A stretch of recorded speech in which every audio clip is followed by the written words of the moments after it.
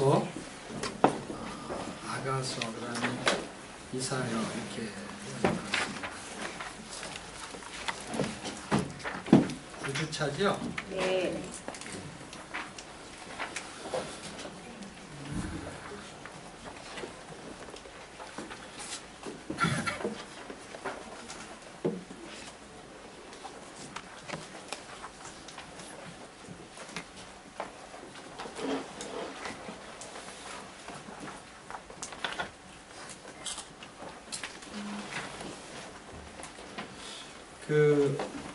환절기가 되면 사람들이 감기에 잘 걸리죠? 네. 예. 여러분들은 어때요? 감기 걸리셨어요? 네. 감기가 굉장히 무서운 질병입니다. 그런데 가볍게 생각하는 이유는 그것이 한 3일쯤 지나면 낫기 때문에 그렇습니다. 암은 감기보다 훨씬 무서운 질병입니다. 왜 그러냐면 3일 지나도 안 낫기 때문에 그렇습니다. 예전에 신문에 어떤 사람이 폐암으로 죽은 사람이 있어요. 그런데 그 사람이 원인을 살펴보니까 폐암이 되기 전에 폐렴에 걸렸어요. 이제 폐렴에 걸리기 전에 그 사람이 감기 증세가 왔어요. 기침이 한 달, 두 달 돼도 멈추지 않는 거예요. 감기에 걸린 거죠. 감기가 안 나니까 뭐가 된 거예요? 폐렴이 된 거예요. 근데 폐렴도 안 나니까 폐암이 된 거예요. 그러니까 질병이 굉장히 무서운데 우리가 쉽게 생각하는 건 어떤 거냐면 약 먹고 나면은 뭐 약간 두통이 있어도 쉽게 생각합니다. 왜냐하면 나았기 때문에. 근데 감기도 안 나면 굉장히 무서운 거예요. 그럼 반대로 암에 걸렸는데 쉽게 생각할 수 있다면 3일쯤 지나면 나으면 돼요. 3일쯤 지나면. 그러니까 무서운 게 뭐냐면요. 해결할 수 없을 때 무서운 거거든요. 죄의 질병이 있거든요. 죄의 질병을 이기는 것이 없으면 그거는 굉장히 무서운 것입니다. 죄의 종류가 감기 같은 거, 암 같은 거 이렇게 무거운 게 있고 가벼운 게 있을 수 있어요. 그런데 가볍기 때문에 우습게 넘길 일이 아닙니다. 왜냐하면 해결받지 못하면 죄는 사망으로 가게 되어 있습니다. 죄의 질병을 이기는 그 면역체계가 예수 그리스도의 보혈입니다. 굉장한 능력이 있습니다. 우리가 성경 읽기를 통해서 사실 전도서, 아가서, 이사야 이렇게 세 권의 책을 우리가 하게 될 텐데요. 전도서는 인생에 대한 이야기를 다루게 됩니다. 아가서는 사랑에 대한 이야기를 다루게 됩니다. 인생에서 사랑을 빼어놓으면요, 인생은 굉장히 헛된 인생이 됩니다. 그만큼 사랑이 없이는 사람이 살 수가 없는 존재라는 것을 알게 될 것입니다. 그런데 이제 아가서 지나서 이사야서로 가게 되면 이사야서는 복음에 대한 이야기를 하게 됩니다. 인생이 헛된 인생이 되지 않으려면 복음이 있어야 됩니다. 복음을 통해서 복된 인생은 가장 아름다운 사랑을 누리면서 살게 될 것입니다. 이런 스토리의 이야기가 구조차에 들어있게 됩니다. 저는 유전성이라고 그러죠. 유전성인 질병을 가지고 있었습니다. 근데 목회를 하게 되면서 나중에 발견하게 됐어요. 늘 병원에 실려 다니고 앰뷸런스 타고 다니고 이게 이제 왜 그런 질병이 있는지를 알 수가 없는 거예요. 나중에 뭐 막 기절해서 쓰러져서 가서도 뭐 그냥 간이 안 좋은 걸로 생각을 했던 거예요. 검사하면 그게 안 좋으니까. 그런데 이제 삼성병원에서 6개월 동안을 검사를 해가지고 결국 발견했는데 그게 유전성 질병인데 피가 몸에서 깨지는 거예요. 몸에서 깨지면은 비장이 그것을 먹게 돼요. 그래서 비장이 비대해지고 그 다음에 담낭에 슬러치를 만들어내요. 나중에 이제 돌이 되죠. 그것을 발견하는 검사는 피 검사 한 번만 하면 돼요. 그런데 그 질병이라고 생각을 못하기 때문에 그냥 다른 검사만 하는 거예요. 근데 다른 검사를 다 해서 이상이 없으니까 나중에 검사한 거죠. 다른 사람의 피를 뽑고 제 피를 뽑아서 두 개를 대조해서 모양이 틀린 거로 확인하면은 그게 그 질병인 거예요. 근데 이제 우리 아이가 셋 중에 이게 50% 걸린다고 하는데 이 첫째 아이가 저하고 똑같은 질병을 가지고 있습니다. 그래서 이제 비장과 담낭을 띄워내게 됐어요. 근데 그 비장은 면역 기능을 담당하고 담낭은 소화 기능을 담당하게 되죠. 그렇죠? 그러니까 면역 기능이 굉장히 약하게 되는 거죠. 보통 사람보다. 이번에도 제가 지난주에 못 왔잖아요. 결국 그 문제가 있었던 것 같아요. 그래서 이게 비장이 굉장히 비장의 무기거든요.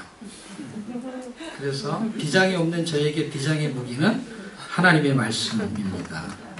소화액이 나오는 그 담낭이 없는 저에게 하나님의 말씀은 그 세상의 고난을 소화해내는 담즙과도 같습니다.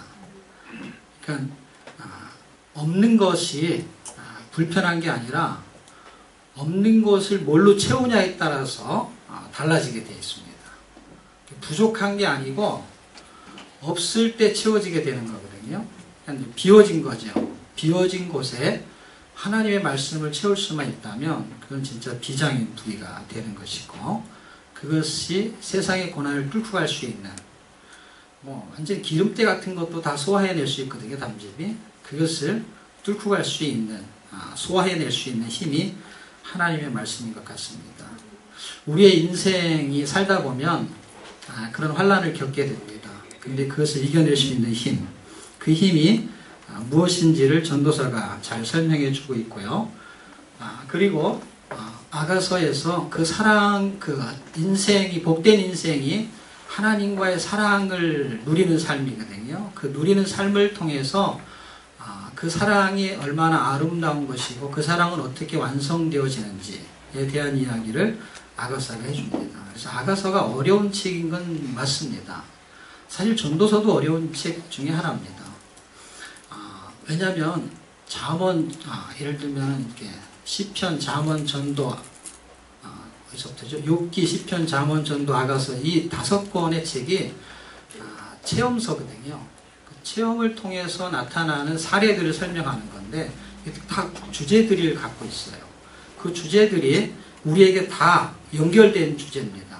하나의 주제가 우리한테 굉장히 중요한 의미로 다가오게 될 것이고 그 내용들을 우리가 정확하게 간파할 수 있다면 내용이 어려운 게 아니라 초점을 잡게 되면 내용의 의미를 이해할 수 있게 됩니다. 물론 은유적으로 표현하는 어떤 설명들 때문에 어려운 부분이 있기는 합니다.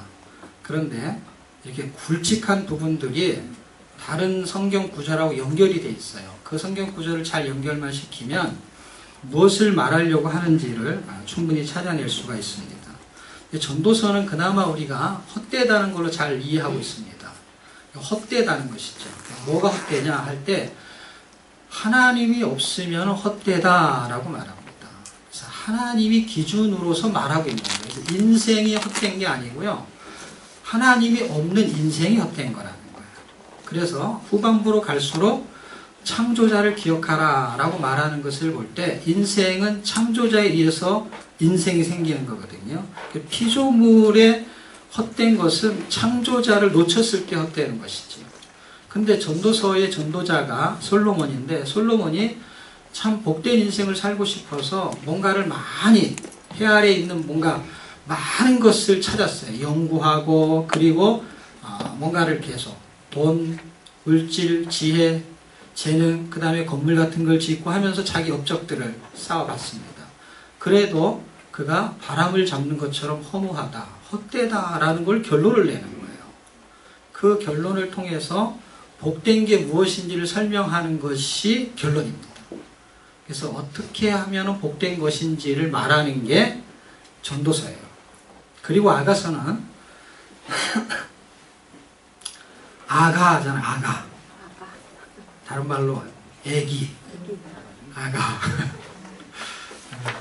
아가가 노래 중에 노래라는 한자예요. 그 풀명을요. 그러니까 그냥 노래죠, 노래. 근데 노래 중에 최고의 노래는 사실 아가라고 안 해도 우리가 아는 게 뭐냐면요. 세상에 있는 노래도요, 진짜 많은 주제로 다루는 거는 사랑이에요. 사랑은 눈물의 씨앗이에요. 사랑이 빠지면 노래가 안 되는 것이죠. 그러니까 노래 중에 가장 많은 주제어든지 내용이든지는 사랑이 빠지지는 않는 것 같아요. 그러니까 노래 중에 노래가 사랑이라는 게 맞는 것 같아요, 정말로. 그러니까 지금 솔로몬이 노래 중에 노래를 말하는데 그게 사랑의 노래죠. 사랑의 노래. 그래서 어떤 사랑이냐 이거예요. 사람이 사람을 사랑하는 것도 사랑이고, 사람이 나무를 사랑하는 것도 사랑이고, 여러분 집에 있는 애완견을 사랑하는 것도 사랑이에요. 그런데 아가서에서 말하는 사랑은 사람과 사람의 사랑을 설명하는 것이 아니고, 솔로몬과 슐람미를 통해서 하나님이 사람을 사랑하는 것, 그거에 대한 사람의 반응의 사랑을 지금 설명하고 있는 거예요.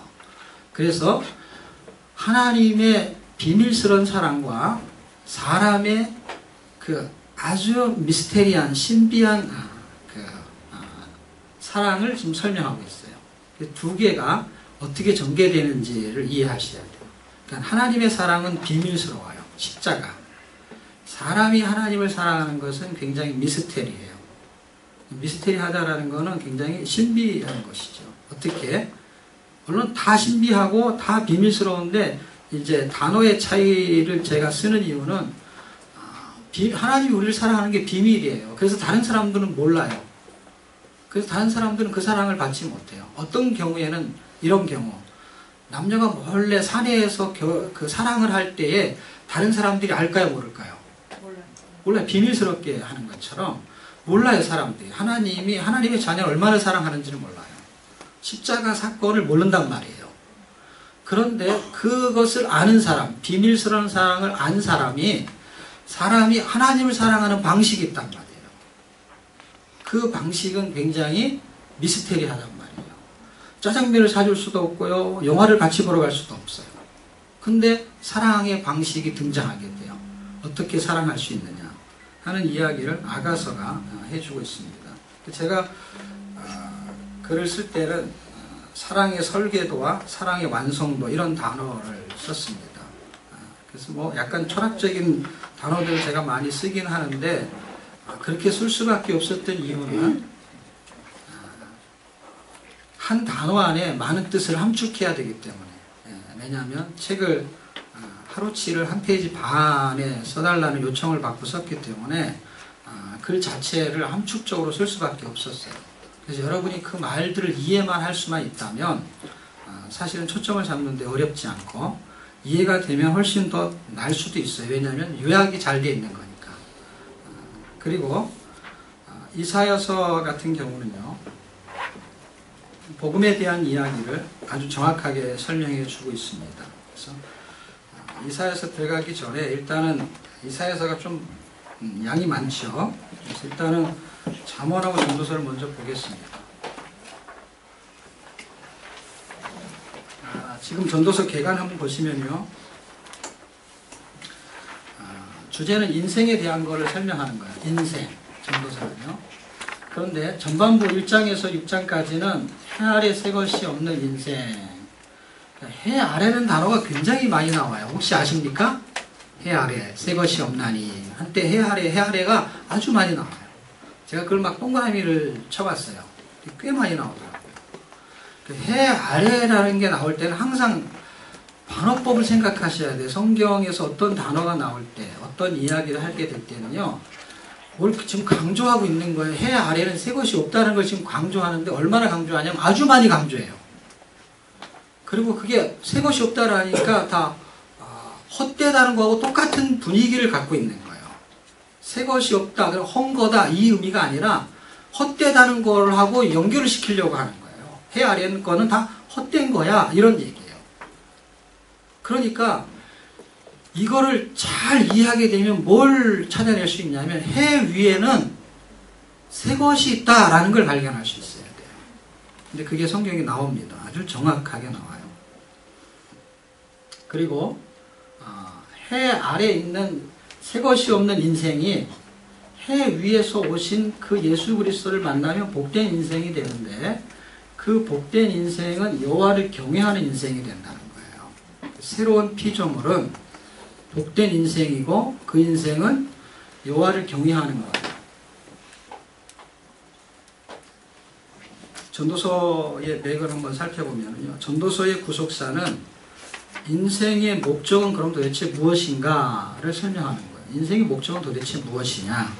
그래서 전도서에서 인생의 목적을 찾아내야 됩니다. 인생의 목적은 예수 그리스도를 통해서, 예수 그리스도가 누구냐면 여호와를 경외하는 것은 지혜나 지식의 근본이에요. 그게 잠언 1장과 9장에서 말해요. 1장은 지식의 근본이라고 말하고 9장은 지혜의 근본이라고 말해요. 두 번 반복하는데 지혜와 지식을 번갈았습니다. 그 하나님의 지혜인 그리스도를 통해서만이 하나님을 경외할 수가 있어요. 그러니까 예수를 모르면은요, 하나님을 경외할 수가 없어요.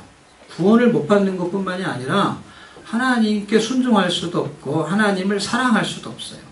근데 보세요. 경외라는 거는 지난번에 만약에 제가 설명을 했다고 가정하고요. 경외는 하나님을 사랑하는 거, 하나님께 순종하는 거하고 똑같은 의미라고 제가 설명을 했을 거예요. 그럼 보세요. 사랑이 아가서에서 나오잖아요. 그러니까 바탕을 뭘로 깔고 있냐면 하나님을 사랑하고 하나님을 경외하려면 그리스도가 빠지면 안 되는 거예요. 그리스도가 하나님을 경외하는 거에 근본이 되는 건데 그게 하나님의 지혜라는 거예요. 하나님의 지혜. 그러니까 하나님의 지혜가 바로 그리스도. 그러니까 이 전도서에서 지금 계속 설명하려고 하는 게 뭐냐면 경외를 설명하는 것 같지만 경외를 하게 되려면은 경외를 할 수밖에 없는 그 소스가 있는데 그거를 발견해야 되는데 그게 그리스도라는 거예요. 그러니까 성경은 지금 우리가 뭘 자꾸 놓치냐면은 결론치는 이해를 해요. 순종해야 된다, 경외해야 된다, 사랑해야 된다 라고 하는데 그게 잘 안 돼요. 왜 안 되냐면 그걸 할 수 있는 그 통로가 있고 그걸 할 수 있는 어떤 비밀이 있거든요. 근데 그거에 대해서 약간 설명이 부족하기 때문에 그런 것 같아요. 그 부분이 바로 그리스도거든요. 그러니까 잠언에서도 시편에서도 전도서에서도 그리스도를 놓치지 않아요. 인생론을 다루는데 그리스도가 떠요. 물론 그리스도라는 단어가 뜨지는 않아요. 근데 이사야로 가게 되면 사실 그리스도를 설명하려면 그리스도는 복음이잖아요. 우리가 신약의 배경을 갖는다면. 그런데 복음이라는 거에 대한 그 원어는 물론 헬라어로 설명하면요. 유앙겔리온이라는 단어를 써요. 그래서 그러면은 굿이라는 뜻이고 겔리온은 메시지라는 뜻이에요. 그건 좋은 메시지예요. 그런데 여러분 잘 생각해 보세요. 여러분이 구약 성경 읽을 때 이사야서를 읽으면은 거기에 좋은 소식이라고 나와야 안 나와요. 기쁜 소식, 아름다운 소식. 그 소식이 나오죠. 그렇죠? 그거를 로마서가 인용하죠. 그렇죠? 근데 그것이 원래 원어는 뭐냐면 복음이라는 뜻이, 복음이라는 걸로 번역해야 되는데 구약 성경은 복음이라는 단어를 절대 안 써요. 그리고 그냥 뭘로 해석하냐면은 그걸 풀어가지고 좋은 소식, 기쁜 소식, 아름다운 소식 이렇게 써 있어요. 그렇게 아주 많이 써 있는 책이 어떤 책이냐면은 이사야서예요. 그런데 그 이사야서의 그 복음이라는 내용을 그대로 인용해가지고 누가 쓰냐면 로마서가 쓰고 있단 말이에요. 그러니까 복음이라는 단어가 이미 구약 성경에 들어있어요. 그리고 그 뜻을 가지고 성경은 예수라고 표현하고 있었던 거예요. 왜냐하면 그 복음은 그 예수님인데 그를 통해서 눈먼 자가 눈을 뜨게 되고 가난한 자가 부해지고 감옥에 갇힌 자가 해방되고 포로된 자가 돌아온다는 거예요. 그런 일을 누가 하냐? 그건 메시아가 하는 일이라는 거예요. 메시아가. 그러니까 그 복음을 이사야가 설명하고 있고 그것을 복음서에서는 요한이라는 사람이 질문할 때 예수님이 이사야서 61장 1절을 인용해서 설명을 하고 그리고 로마서가 그것을 증거하고 있어요. 그럴 때 복음이 결국 사랑으로 살아내야 되는데 이사야서 가기 전에 아가서까지가 체험서잖아요. 체험서니까 그 복음에 대한 설명을 갖고 있는 상태에서 인생의 진리를 깨달은 사람이 아가서, 사랑을 하면서 살 때 그 사랑이 그리스도를 통한 하나님의 사랑을 설명하고 있는 것이고 그 설명은 바로 복음을 바탕으로 이해해야 되는 것입니다. 이게 얽혀 있는 거예요. 전도서, 아가서, 이사야서 어떤 게 먼저냐라고 말할 수 없어요. 왜냐하면 이미 복음이 안에 들어와 버렸어요. 성경을 순서대로 설명하다 보니까 이사야서를 뒤에다 두고 설명하는 건데 그거는 제가 구약의 구조로 이사야로 갈 때 구약의 문학적인 구조를 가지고 선지서를 설명해 보도록 하겠습니다. 여러분 책에 보시면 맥이라는 박스에 밑에서 세 번째 보면은 그러나 해 위에서 오신 그리스도를 만나면 할 때 해 위에서 오신 그리스도는 전도서 찾으셨나요? 244쪽 전도서 5장 2절과 요한복음 8장 23절을 적어놨다가 나중에 한번 꼭 읽어보시면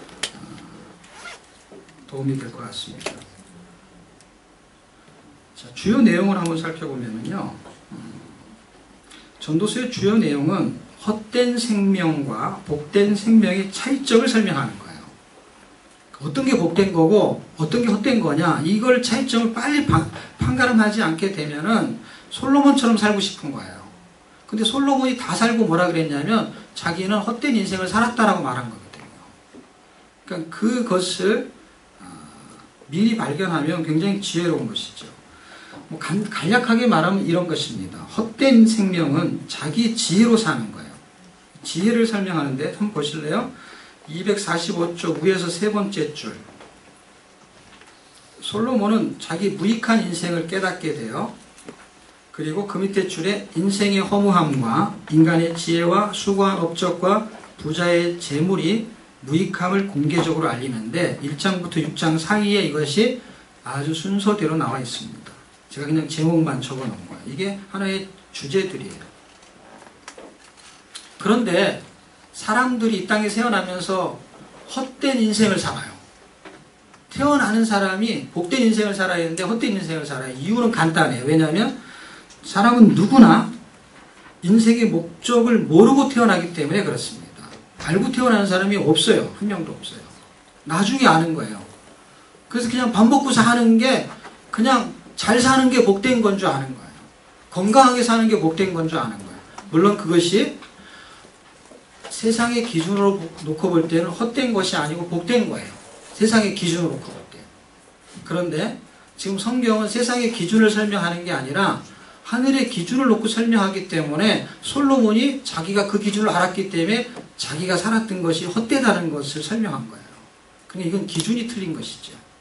그러니까 세상의 기준을 가지고 있는 사람은 당연히 돈이 없는 사람보다 있는 게 복된 것이고 질병이 있는 것보다 건강한 게 복된 것이죠. 잘 사는 게 복된 것이에요. 그런데 성경은 사람을 하나님이 만들었기 때문에 사람이 사는 인생이 밥 먹고 잘 사는 것 같은데 그게 아니라는 거예요. 그래서 차이점을 설명하고 있는 거예요. 그래서 솔로몬을 통해서 이 전도서를 쓴 거는 굉장히 의미가 있는 것입니다. 왜냐하면 이 사람처럼 잘 살아본 사람이 드물거든요. 이 사람처럼 즐거움을 누려본 사람이 드물거든요. 그런데 그가 인생을 다 살아보고 헛되다라고 말하면서 복된 것이 무엇인지를 설명하고 있습니다. 누가복음 12장 15절에는요. 사람의 생명이 그 소유에 넉넉한 데 있지 않다라고 말합니다. 사람의 생명이 중요하다는 거예요. 어떤 생명이 중요하냐 할 때 소유에 넉넉한 데 있지 않다라니까 생명의 기준은 소유에 있지 않다라는 거예요. 그러니까 생명이 연장되는 거, 생명을 유지하는 것이 복된 걸 설명하는데 전서 7장 12절에는 그 지혜가 그 지혜 있는 자를 살리기 때문이다 라고 말할 때 지금 뭐하고 배치되냐면 돈이 유익하다라는 얘기를 해요. 그런데 돈보다 유익한 것이 지혜다. 왜냐하면 그 돈이 있는 자를 살리는 것은 그 돈이 아니고 지혜이기 때문에 라는 이야기를 전서 7장에서 해주고 있습니다. 그런데 지혜에 대한 부분이 전도서 1장과 2장에 나오는데 그거는 세상의 지혜를 설명하고 있고 후반부에 나오는 지혜는 하나님의 지혜를 설명하고 있습니다. 그래서 하나님의 지혜는 이런 것이죠. 그리스도를 하나님의 지혜라고 설명합니다. 그래서 헛된 인생은 자기 지혜로 사는 것이고 복된 생명은 하나님의 지혜로 사는 것이다 라는 것을 말해주고 있고, 이제 전도서를 뒤로 가게 되면 좀 자세하게 한번 설명을 해보도록 하고요. 아가서를 한번 보겠습니다. 아가서의 내용은 시편 2편 12절에 있는 말하고 중복되는 게 어떤 거냐면 입맞춤이에요. 입맞춤. 근데 왜 시편이 의미가 있냐면 이 아가서에서 출발은 입맞춤으로 출발을 해요. 그런데 시편 2편도 거의 초반부에 등장하거든요. 근데 하나님의 아들에게 입맞추지 않게 되면 하나님의 진노를 받게 된다는 거예요. 입맞추는 거하고 하나님 진노하고 도대체 무슨 상관이냐 할 때 지금 하나님의 사랑이라는 걸 입맞춤으로 지금 설명하고 있는 것이죠. 그러니까 하나님의 사랑을 받지 못하면 진노를 받는다는 거예요. 둘 중에 하나예요. 하나님의 사랑을 받을 것이냐, 하나님의 진노를 받을 것이냐 할 때 그것의 표현을 시적으로 표현하고, 잠언에서도 아가서는 거의 노래니까 시적인 거예요, 사실은요. 여러분, 우리가 부르는 노래들이 다 시적인 거잖아요. 시를 쓴 거잖아요. 그게 소설이 아니잖아요. 그러니까 시편에 나오는 거하고 아가서에 나오는 것이 거의 시적인 부분이 있는 거예요. 물론 이건 노래를 부르니까 결국 시적이죠. 그런데 시편 2편과 아가서 1장에 있는 내용이 일치하는데 그 일치하는 내용의 출발이 바로 사랑이라는 것의 출발을 입맞춤으로 설명하고 있는 것입니다. 그리고 시편 2편 전체를 읽게 되면은 그 내용이 그 뜻인지를 이해할 수 있어요. 하나님의 사랑이 입맞춤으로 나타나지 않으면 진노를 받게 된다는 것입니다. 그 출발이 이렇게 출발해요. 하나님의 그 첫사랑이 구원의 입맞춤으로 출발하게 되는 것이죠. 이게 제가 다른 단어로는 구원의 설계도, 사랑의 설계도요. 사랑의 설계도가 하나님이 사람을 사랑했어요. 그렇게 입을 맞추든 아니면 십자가에 죽으시든 하는 것이 사랑의 출발이에요. 사랑의 완성은 어떻게 되냐면 구원을 통해서, 그 복음을 통해서 구원의 삶을 살아내는데 하나님의 사랑을 느낄수록 사랑의 완성도가 나오게 되는 것이죠. 순결한 사랑을 나타낼 수 있는 것이죠. 그런 부분을 한번 자세히 한번 살펴보도록 하겠습니다. 아가서의 구속사는 구원의 언약을 그리스도의 사랑으로 완성하게 되는 것입니다. 완성. 이 정도만 얘기하고 여러분이 그 박스 안에 있는 맥을 한번 읽어주시면 좀 도움이 될 것 같습니다. 제가 성경 구절을 이사야서, 에레미야, 호세아 이렇게 적어놓은 것은 하나님이 창조자인데 창조자고 사람은 피조물이에요. 근데 창조자를 뭘로 했냐면 내가 너를 창조했어, 내가 너의 남편이야 이렇게 표현합니다. 그럼 피조물은 아내가 되는 것이고 창조자는 남편이 되는 그런 비유를 들게 됩니다. 이사야서 54장 5절도 그렇고 에레미야 3장 14절 물론 호세아 2장 16절도 마찬가지로 남편이라는 호칭을 사용하게 됩니다. 자, 그런 부분으로 한번 살펴보시면 좋을 것 같고 어떻게 완성되냐 할 때 로마서 5장 8절 요한계시록 19장 7절에서 사랑의 완성은 언약의 완성이기 때문에 새 언약으로 완성을 합니다. 그리고 굉장히 의미가 있습니다. 이 아가서가 어떤 의미가 있냐면 6월절 절기 때마다 이스라엘 백성들이 그 성경을 낭독하고 통독하거든요. 그런데 6월절 때 이 아가서를 읽는 거예요. 참 생각해 보세요. 6월절 때 아가서를 읽는 거예요. 6월절 때 아가서를 왜 읽죠? 6월절의 핵심은 6월절 어린 양이죠. 그렇죠? 6월절 어린 양이 사랑의 핵심이 된다는 거예요. 그래서 이 내용은 아가서는 그 내용이 이미 판가름이 난 거예요. 그 절기 때 읽는 걸 통해 가지고. 왜냐하면 절기 때 읽는 거는 그 의미하는 걸 읽거든요. 뭐하고 같이 읽냐면요, 6월절은 출애굽기와 같이 읽어요. 출애굽은 뭐 때문에 생기죠? 유월절 어린 양 때문에 생기는 거예요. 그런데 그때 아가서를 입는다는 거예요. 그 의미를 제가 간단하게 책에 써놨습니다. 주요 내용을 한번 살펴보면요. 246쪽을 한번 보실래요?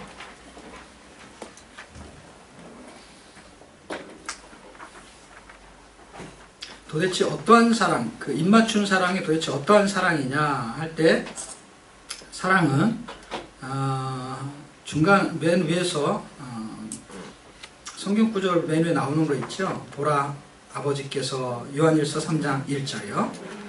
어떠한 사랑을 베푸셨기 때문에 하나님의 자녀라는 일컬음을 받냐는 거예요. 이런 질문을 던져요. 요한일서가. 그런데 요한일서 4장 9절에 가면 대답을 해요. 하나님의 사랑이 우리에게 이렇게 나타난 바 되었으니 이런 사랑을 받았기 때문에 하나님의 자녀가 됐다는 거. 어떤 사랑이요? 하나님께서 자기 아들 예수 그리스도를 보내셔서 우리를 살리셨다는 거예요. 그게 유월절 어린 양으로 보내신 거라는 거예요. 이런 사랑이라는 게 아가서를 유월절 때 읽는 것은요. 이런 사랑을 말하는 거예요. 하나님의 사랑은. 그건 죽어주시는 사랑.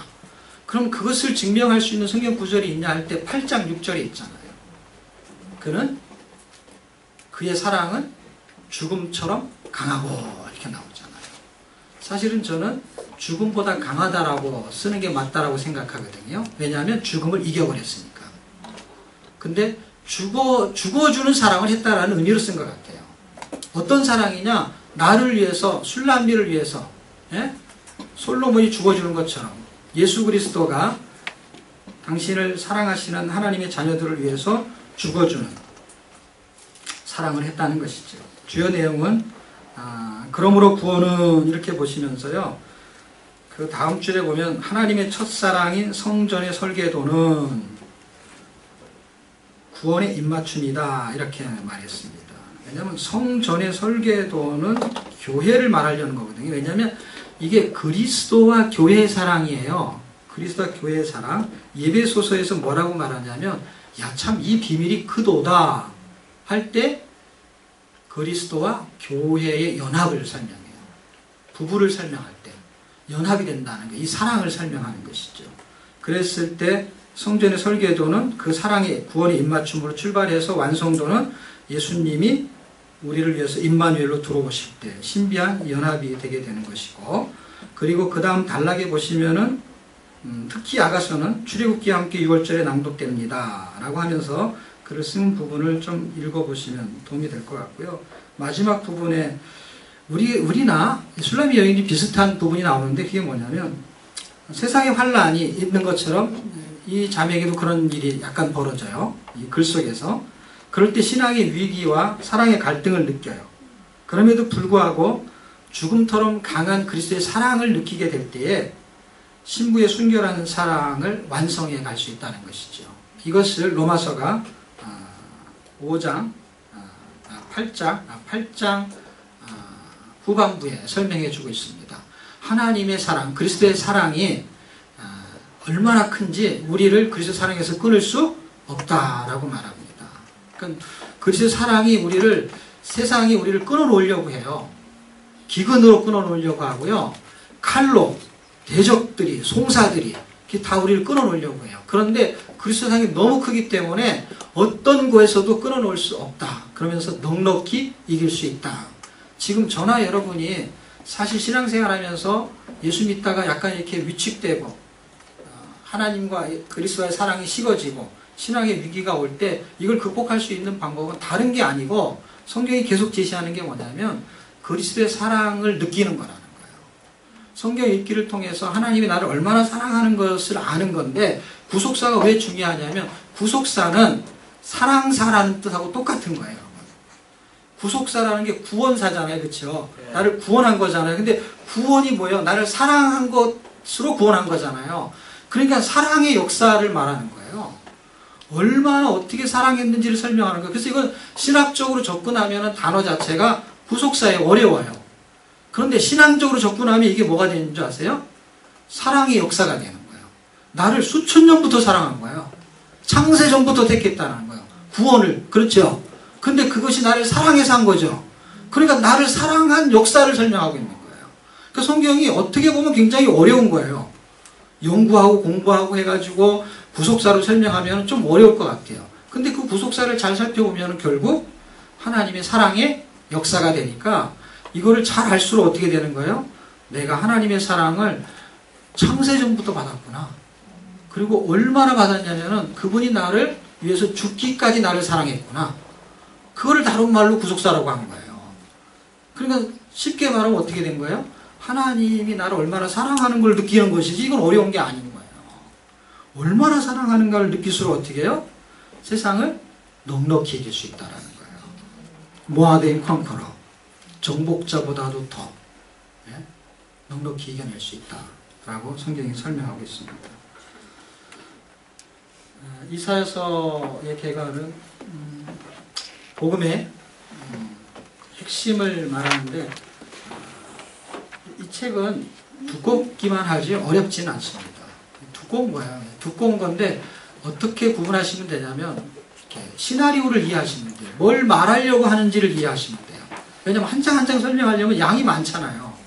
양이 많다고 해서 어려운 게 아니고요. 복잡하다고 해서 어려운 게 아니고 중요한 게 아니에요.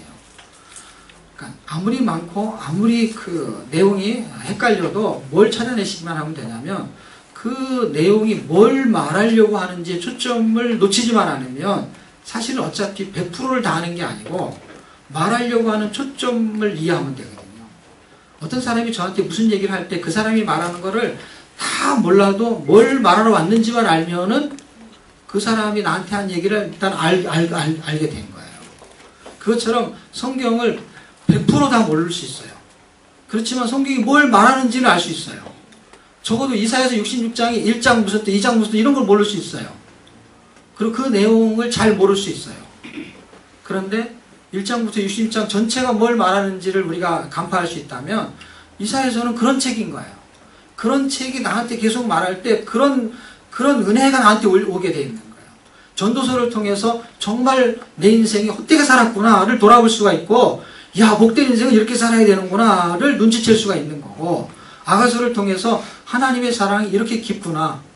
그리고 그분이 오실 때까지 내가 어떻게 순결한 신부의 사랑을 살아내야 되는구나 라는 결단을 하게 되는 거거든요. 그리고 이사야서를 통해서 그 복음이 얼마나 강력하게 우리에게 나타나고 있는지 일단 이렇게 크게 둘로 구분돼요. 둘로 구분되는데 1장부터 39장까지는 약간 구약의 배경의 느낌이 든다면 이사야서 40장부터 60장은 신약의 배경을 느낌을 들어요. 근데 이거는 왜 그러냐면 40장 이후서부터 나타나는 사건이 신약적인 사건이 등장하기 때문에 그런데 사실은 성경은 이런 거예요. 잘 생각해 보세요. 예수님 당시나 바울 당시에 성경은 구약, 신약 중에 어떤 책만 있었죠? 신약은 없었어요. 그랬을 때 디모데서에서 말할 때도 모든 성경은 말할 때도 그 성경은 무슨 성경이죠? 구약 성경을 말하는 거예요. 지금은 모든 성경은 말하면 신구약을 다 말하는 걸로 하나님은 계산하고 쓰신 거예요. 대단하신 분이에요. 그런데 그 당시에는 그렇게 말할 때는 신약 성경이 없었기 때문에 그건 구약을 말하는 게 분명했어요. 그럼 보세요. 구약만 있는 상태에서 성경을 설명하는 건 무슨 성경을 설명한 거예요? 구약을 설명한 거예요. 근데 구약을 설명하는데 설명하다 보니까 책이 써진 건데 그 책이 전부 신약이거든요. 그러면 구약의 복음을 설명한 해설서가 신약이 되는 거예요.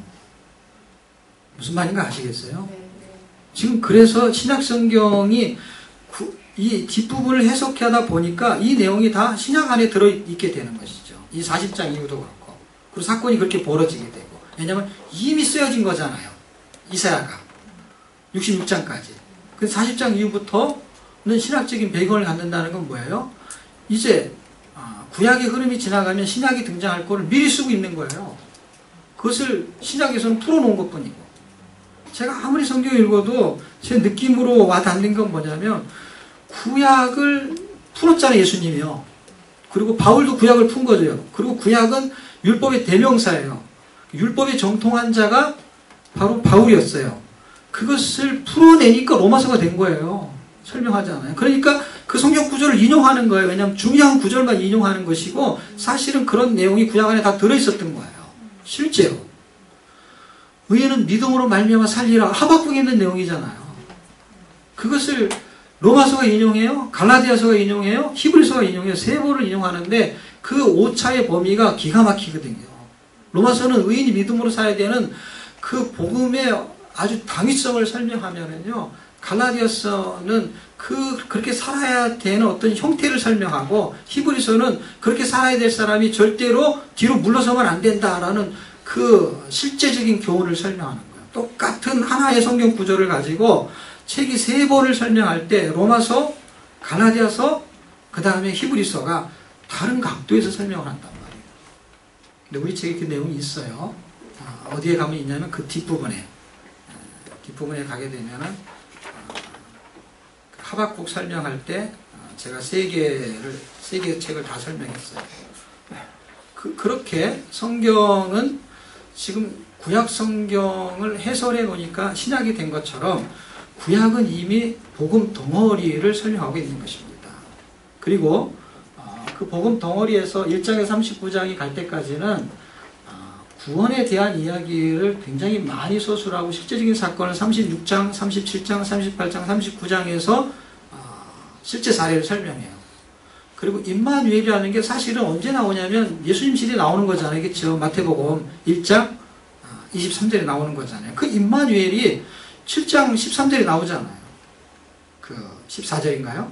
7장에 이사야서 6장 13절에는 거룩한 씨가 나오고요. 이 거룩한 씨하고요 6장하고 어디하고 연결이 되냐면요 마태복음 13장하고 연결이 돼요.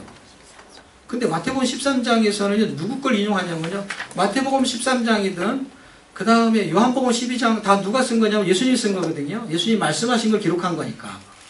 근데 예수님이 요한복음 12장이나 마태복음 13장에서 마태복음 13장은 여러분이 잘 아는 씨 뿌리는 비유가 나오는 거예요. 그렇죠? 근데 씨 뿌리는 비유가 1절부터 나오는 게 아니고 그 앞부분에 뭐가 나오게 되냐면 이사야서 6장을 인용한단 말이에요. 근데 이사야서 6장 13절이 뭐가 나오냐면 거룩한 씨가 나온단 말이에요. 거룩한 씨.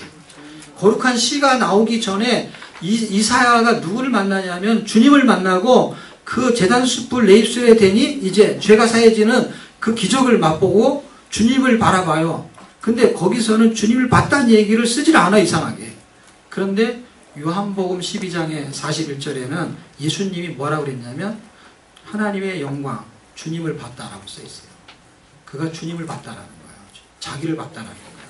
예수님이 그 글을 쓸 때는 그때는 하나님이지만은 그 표현상 하나님이자는 사실은 그때 누구를 봤냐면은 제단 숯불 내 입술에 그때 주인공이 그리스도였다라는 거예요. 그리스도가 그거를 인용하는데 이사야서 6장을 인용하고 그리고 마태복음에서는 그것을 인용하면서 너희 눈을 보고도 보지 못하고 귀를 들어도 듣지 못하고 하는 게 이사야서 6장에 나오는 거거든요. 그거를 예수님이 그대로 인용하고 곧바로 씨 뿌리는 비유를 하는 거예요. 어느 때 이들이 보게 됩니까? 를 이사야가 질문할 때 하나님이 뭐라 그러냐면은 복용의 때가 끝나고 그리고 그루터기 거룩한 씨가 남아있을 때 그때 그들이 눈이 열릴 것이다 라고 말하는데 그 거룩한 씨가 너무 기가 막히게 씨 뿌리는 비유에 나온다는 거예요. 씨 뿌리는 비유에 이걸 씨로 설명하고 있다는 거예요. 예수님이. 그래서 그 거룩한 씨가 마음밭에 뿌려질 때에 눈이 열린다는 거예요. 귀가 열리게 되고. 그러니까 얼마나 정확하게 지금 이사야서를 복음으로 예수님이 풀어내고 있다는 거예요. 그냥 단순하게 4개의 씨 뿌리는 비유에 마지막에 옥토밭이 나오잖아요. 길가밭, 돌짝밭, 가시떨기밭, 옥토밭 나오잖아요. 할 때 그 비유가 뭐예요? 씨 뿌리는 비유란 말이에요. 무슨 씨가 떨어지냔 말이에요. 말씀이고 말씀은 요한복음 1장을 말하면 예수님이고 한데 이 인용구를 어디서 끌고 왔냐면 이사야서 6장에서 끌고 오는데 거기서 뭐라고 말하냐면 거룩한 씨라고 말했어요. 그 거룩한 씨가 바로 예수님이죠. 그 씨가 우리의 마음밭을 뚫고 들어올 때 그때 눈이 열린다고 이사야서에 써 있단 말이에요. 언제 보게 되냐는데 그때 눈이 열리는 거예요. 그래서 내 마음 안에 완전히 자리하고 있을 때 그런 복음의 진수가 이사야서에 아주 널려 있어요. 시간이 없어 다 설명할 수가 없을 정도로 구석구석에 박혀 있습니다. 아주 강력한 복음이 6장에 출발하고 있고요. 그리고 그런 구원이 임마누엘을 통해서 발생한다는 거, 아하스한테 징조를 보여주겠다고 하는데 아하스가 징조를 구하지 않아요. 그래서 징조를 구하지 않으니까 하나님 징조를 직접 보여주시겠다고 말하면서 임마누엘을 설명해요. 그런데 그게 700년 후에 나타날 사건이에요. 그럼 700년 후에 나타날 사건이 사실인 거를 실제 보여줘야 돼요. 무슨 얘기냐면 임마누엘 단어를 썼어요. 그 임마누엘 단어는 700년 후에 임마누엘 예수님이 오는 거예요. 예수님을 말하는 거예요. 그 징조는요. 거룩한 시도 예수님인 거예요. 그런데 그 징조가 어떻게 나타날 건지를 구약 성경은 이미 다 보여줬다는 얘기예요. 어떻게? 8장 8절에 임마누엘 사건을 통해서 히스기야의 사건으로 연결되게 만들어요. 그래서 그 사건이 뻥 뛰어가지고 36장으로 가요. 그래서 임마누엘이 구원하는데 어떻게 구원하시느냐? 풍전등화 같은 남유다 예루살렘 성 하나 달랑 남은 것을 임마누엘이 구원하는 사건의 현장이 36장에 39장이에요. 제가 늘 고민했던 것 중에 하나가 이게 어디에 들어있는가 하냐면 열왕기하에 있는 이야기예요. 근데 그게 맨 마지막에 39장으로 그걸로 종교를 짓고 40장으로 넘어가는 거예요. 이거는 완전한 물결이 39장으로 딱 끊어내는 거. 어떻게 끊어내냐면 구원의 시나리오를 설명하고 있는 거예요. 그 시나리오를 정확히 설명하고 구원을 받은 복음의 삶을 살아야 될 하나님의 백성들의 내용들을 40장부터 연결해 가고 있는 것이죠. 일단 그런 내용으로 한번 봐주시고 제가 좀 더 자세히 설명할 수 있으면 설명을 해보도록 하겠습니다. 이사야서의 맥은요, 구속사죠. 이사야서 구속사는 그리스도 메시아를 통한 하나님의 구원에 초점을 맞추고 있어요. 여러분 첫 번째, 두 번째 줄에 그렇게 써 있습니다. 여러분 책 247쪽에 써 있습니다. 그리스도를 통한 하나님의 구원에 초점을 맞추고 있어요. 잃어버린 자를 찾아 구원하여 하나님의 나라를 회복하는 거예요. 그래서 하나님의 나라 새하늘과 새 땅으로 끝나는 거예요. 이게 결론이에요. 구원의 초점을 분명하게 잡아놓고 그리고 마지막은 어떻게 되냐면 잃어버린 자, 누가복음에 나오는 그 잃어버린 자를 찾아서 구원하는 거예요. 그게 하나님의 나라를 회복하는데 그 하나님의 나라의 끄트머리까지 보여주는데 그것이 새하늘과 새 땅을 말해요. 그러니까 이 이사야서 한 권은요, 성경 전체를 설명해요. 요한계시록까지 밀고 갈 수 있어요. 그건 대단한 책입니다. 복음의 핵심 247쪽 한번 보실래요? 거기를 한번 읽어보면 좋은데, 구약 성경은 역사서 17권, 시가서 5권, 선지서 17권으로 구성되어 있습니다. 구약의 문학적인 구조예요. 여러분도 다 아시는 내용입니다. 근데 역사서 어디까지인지 아시죠? 그렇죠? 네, 역사서는 예수 그리스도의 구속 역사를 중심으로 기록되어 있어요. 구원 역사예요. 시가서는 그리스도의 구속 개혁이 개인의 신앙 체험을 통해서 기록되어 있어요. 이렇게 구원하실 것인 것을 등장하는 거예요. 특히 욥은 한 사람을 통해서 등장하는 거고, 그 다음에 시편은 다윗을 통해서 예수 그리스도의 생애와 사역에 대한 계시적인 예언을 전반적으로 기록하고 있어요. 선지서는 하나님의 말씀을 대언한 것으로 선지자들이 기록한 건데, 그 밑에 성경 구절이 있죠. 로마서 1장 2절이요. 여기는 같이 한번 읽었으면 좋겠어요. 시작. 이 복음은 하나님이 선지자들을 통하여 그의 아들에 관하여 성령이 미리 약속하신 것이다. 제가 이 선지서를 설명할 때는 3개의 성경 구절을 대거든요. 그게 마태복음 1장 22절, 그 다음에 히브리서 1장 2절인가. 왜 중요하냐면요, 이 3개의 성경 구절만 읽으면은 선지서가 어떤 책인지를 그냥 이해가 돼요. 그래서 마태복음 1장 22절, 지금 로마서 1장 2절을 읽었으니까 마태복음 하나하고 히브리서 하나를 한번 읽어보겠습니다. 여러분 성경책을 있어요? 예. 마태복음 1장 21절은 이사야서 여러분 제 247쪽 오른쪽에 보면 번호가 1, 2, 3, 4, 5번까지 있죠? 성경 구절 2번에 보시면 2번에 중간에 보면 이 모든 일에 된 것은 1절서부터 세 줄만 읽어요. 시작. 이 모든 일이 된 것은 주께서 선지자로 하신 말씀을 이루려 하심이라. 이사야 선지자가 한 말을 이루려고 했다는 거예요. 근데 선지자로, 선지자, 이사야 말이지만 선지자의 대명사를 써요. 그리고 로마서 1장 2절도 선지자들을 통하여, 그러니까 이사야서가 선지서의 맨 앞에 있어요. 이게 어떤 구조를 갖게 되냐면 놀랍게도 여러분 신약성경에 서신서라는 거 아시죠? 서신서. 로마서부터 유다서까지 서신서예요. 여기에서 맨 앞에 있는 책이 무슨 책이에요? 로마서죠. 로마서가 서신서 중에서 복음의 핵심을 설명하죠. 그런데 이사야서를 읽으면 이게 무슨 뜻인지 이해할 수 있어요. 아니. 히브리서를 읽으면 이 서신서가 앞부분에 배치된 게 이사야서가 배치되고 그 다음에 로마서가 배치된 게 어떤 의미인지를 히브리서를 읽으면 이해할 수 있다면 이 배치도가 아주 의미가 있게 배치가 됐어요. 자, 히브리서는 찾아야 되지? 없죠? 네. 히브리서 1장. 그리고 어렵지 않은 건 뭐냐면요. 마태복음, 로마서, 히브리서가 다 1장에 있다는 거예요. 1장에. 1장, 1절이네, 1절. 2절이 아니고.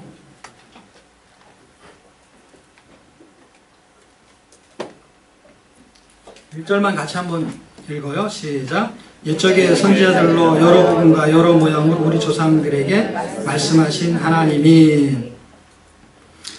자, 여기서 옛적의 선지자들로 하면은 선지서를 말하는 거죠. 그렇죠?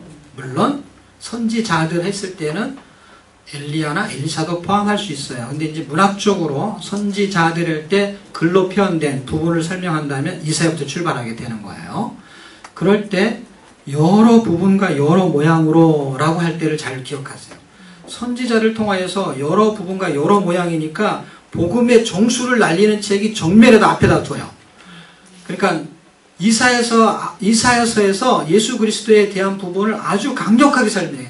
이것처럼 정확하게 예수님을 설명한 책이 없어요. 선지서 중에서.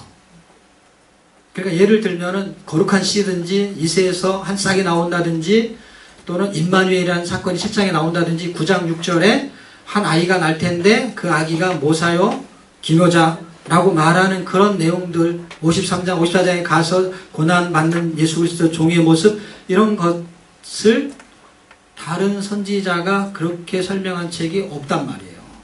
그만큼 예수님에 대해서 아주 정확하게 설명을 했어요. 그리고 나머지 책들은 뭐냐는 거죠. 나머지 선지서는 뭐냐는 거죠. 그 선지서는 여기 있는 글 그대로 여러 부분과 여러 모양으로 다양성 있게 예수님을 표현했다는 거예요. 그런데 이 구조와 비슷하게 서신서가 그렇단 말이에요.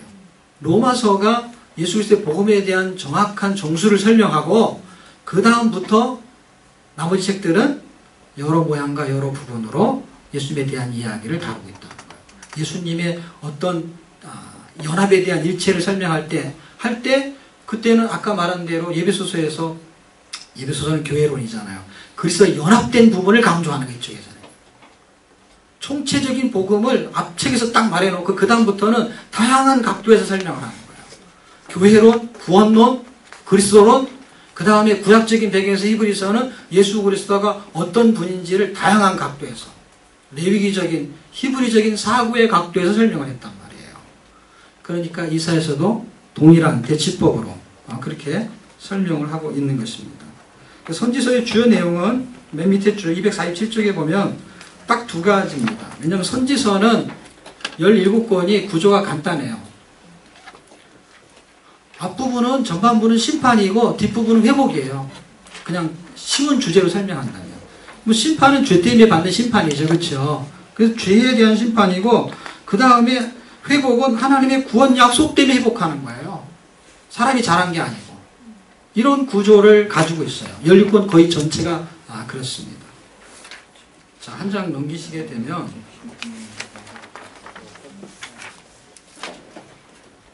복음에 실제 가기 전에 여러분 쭉 위에서부터 죄의 심판은 그럼 어떻게 이루어지느냐 할 때 성전을 기준으로 이루어져요. 두 번째 줄, 세 번째 줄 맨 위에서 보시면 예수 그리스도의 모형인 성전을 기준으로, 왜냐하면 예수님이 기준이거든요. 죄를 해결하는 분이 예수님이잖아요. 그리고 죄를 해결하는 곳도 성전이잖아요. 근데 그 성전이 예수님을 설명하는 모형이잖아요. 그러니까 이게 기준이 되는 거예요. 죄 때문에 예수님이 죽으셔야 되는데 그게 성전이 무너지는 거예요. 세 번째 줄. 그리고 하나님의 구원의 약속인 회복도 예수님이 다시 부활하시는 거니까 성전의 재건으로 설명하고 그것은 하나는 포로로 하나는 귀환으로 설명하고 있습니다. 그리고 첫 번째 단락이죠. 선지자 중에서 특히 이사야서는 하고 설명하면서 첫 번째 줄에 이사야서 61절, 그 다음에 61장, 누가복음 4장 똑같은 의미가 있다는 뜻이고요. 그 다음에 복음의 핵심인 그리스도를 눈으로 본 이사야는 백성이 복음을 들어도 깨닫지 못하고 그리스도를 봐도 알지 못할 것이라고 합니다. 하는 성경 구절을 아까 제가 설명한 구절을 여기다 달아놓은 것입니다. 이 부분을 성경 구절을 한번 찾아보시고요. 마태복음 13장을 한번 찾아보시고 그 다음에 12장을 읽어보시면 아주 의미가 있습니다. 주요 내용은 복음의 핵심은 예수 그리스도이고 그분을 통해서 구원과 심판이 일어난다는 거예요. 이 전반부의 주요 내용은요. 그 다음에 후반부의 주요 내용은요. 복음의 실체는 그럼 뭐냐 할 때 복음의 실체는 예수 그리스도입니다. 여전히. 근데 그분을 통해서 연합된 성도의 존재를 알게 하는 거예요. 다시 말하면 전반부에서는 구원과 심판이 일어나기 때문에 복음의 핵심은 예수님을 통해서 구원이 발생한다는 걸 설명하려는 것이고, 두 번째는 복음의 실체가 그리스도를 통해서 나에게 연합된 존재, 다시 말하면 복음의 삶을 사는 내용이 등장해요. 그래서 40장 이후부터는 복음이 있는 사람들은 복음을 전파하고 복음으로 살아야 되는 내용들이 구구절절하게 나오는 내용이 등장하게 됩니다.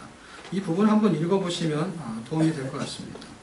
그리스도의 탄생과 죽으심과 재림과 새하늘과 새 땅과 이런 것들이 복음의 실체로 드러나고 있어요. 다시 말하면 복음의 실체, 눈으로 보이는 거에 확증적인 건 어떤 거냐? 새하늘과 새 땅이 드러나면 그건 확증이 돼버리는 거예요. 그래서 이 요한계시록에 나오는 새하늘과 새 땅이 65장, 66장에 새하늘과 새 땅으로 끝나요.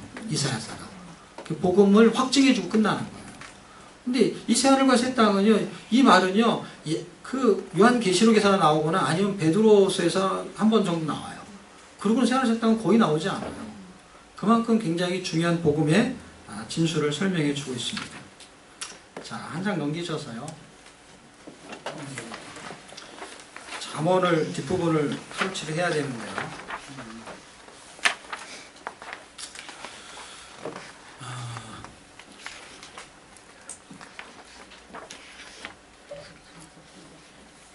잠언이 3일치로 되어 있거든요. 그래서 지난주에 이틀치까지 되어 있고 이번 주 하루치로 끝나게 돼요.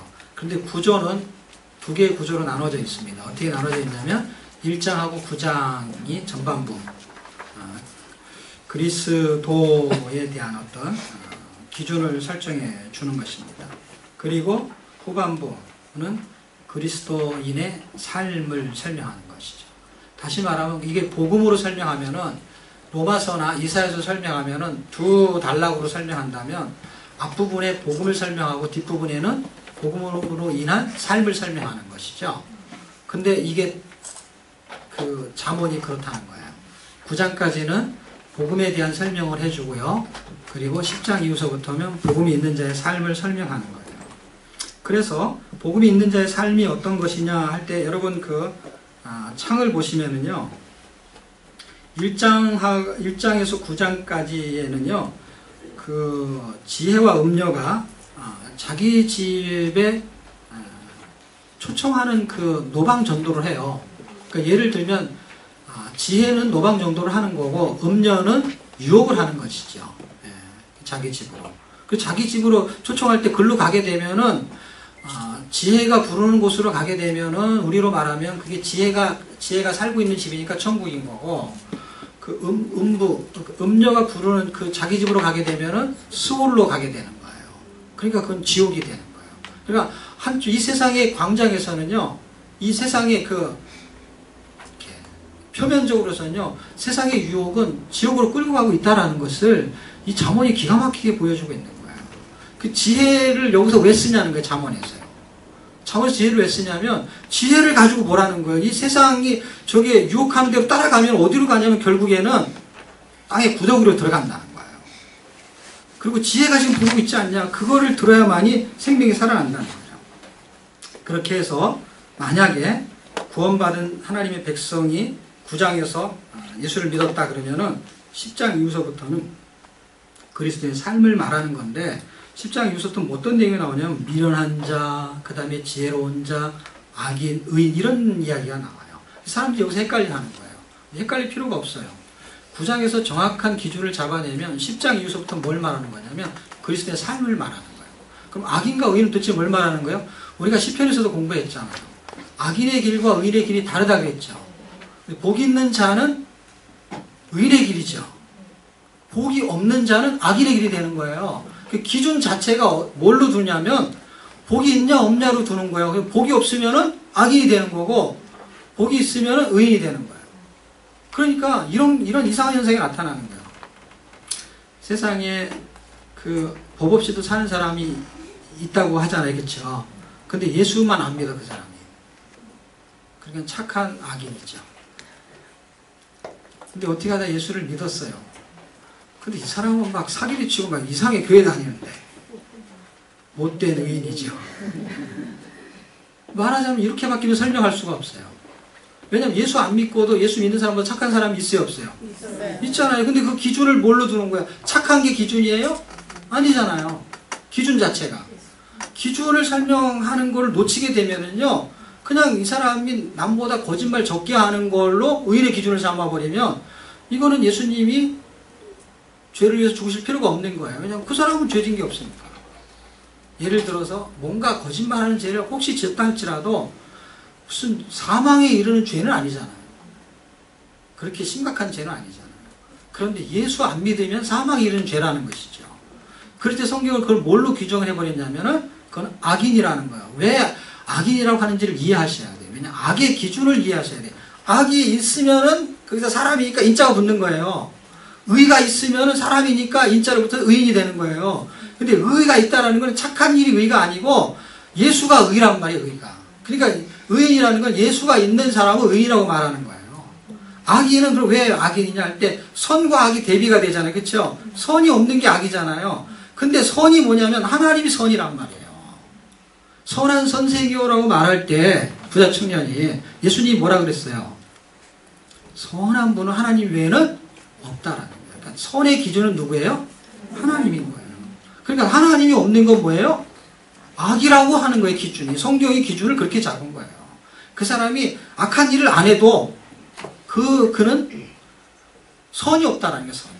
그래서 그건 악이라는 거예요. 그럴 때 여기서 말하는 미련하다, 지혜롭다라는 그 의미 자체도 뭐예요? 예수가 없으면 미련한 거라는 거예요. 예수가 있는 자는 지혜로운 거예요. 왜냐하면 예수가 지혜니까. 예수님이 선이니까. 예수님이 의니까 의인인 거예요. 그게 없으면 미련하고 그게 없으면 악하고 이렇게 성경의 기준을 잡아버린 거예요. 그러면서 이제 뒷부분에 나오는 것이 지혜로운 자, 미련한 자 이런 얘기들이 나오는데 여기서는 정리를 잘 하시면 돼요. 왜냐하면 의인이 악인처럼 살면 안 된다라는 얘기를 하려는 게 목적이에요. 의인은 의롭게 살아야 된다. 지혜로운 자가 미련한 자처럼 살지 말라는 거예요.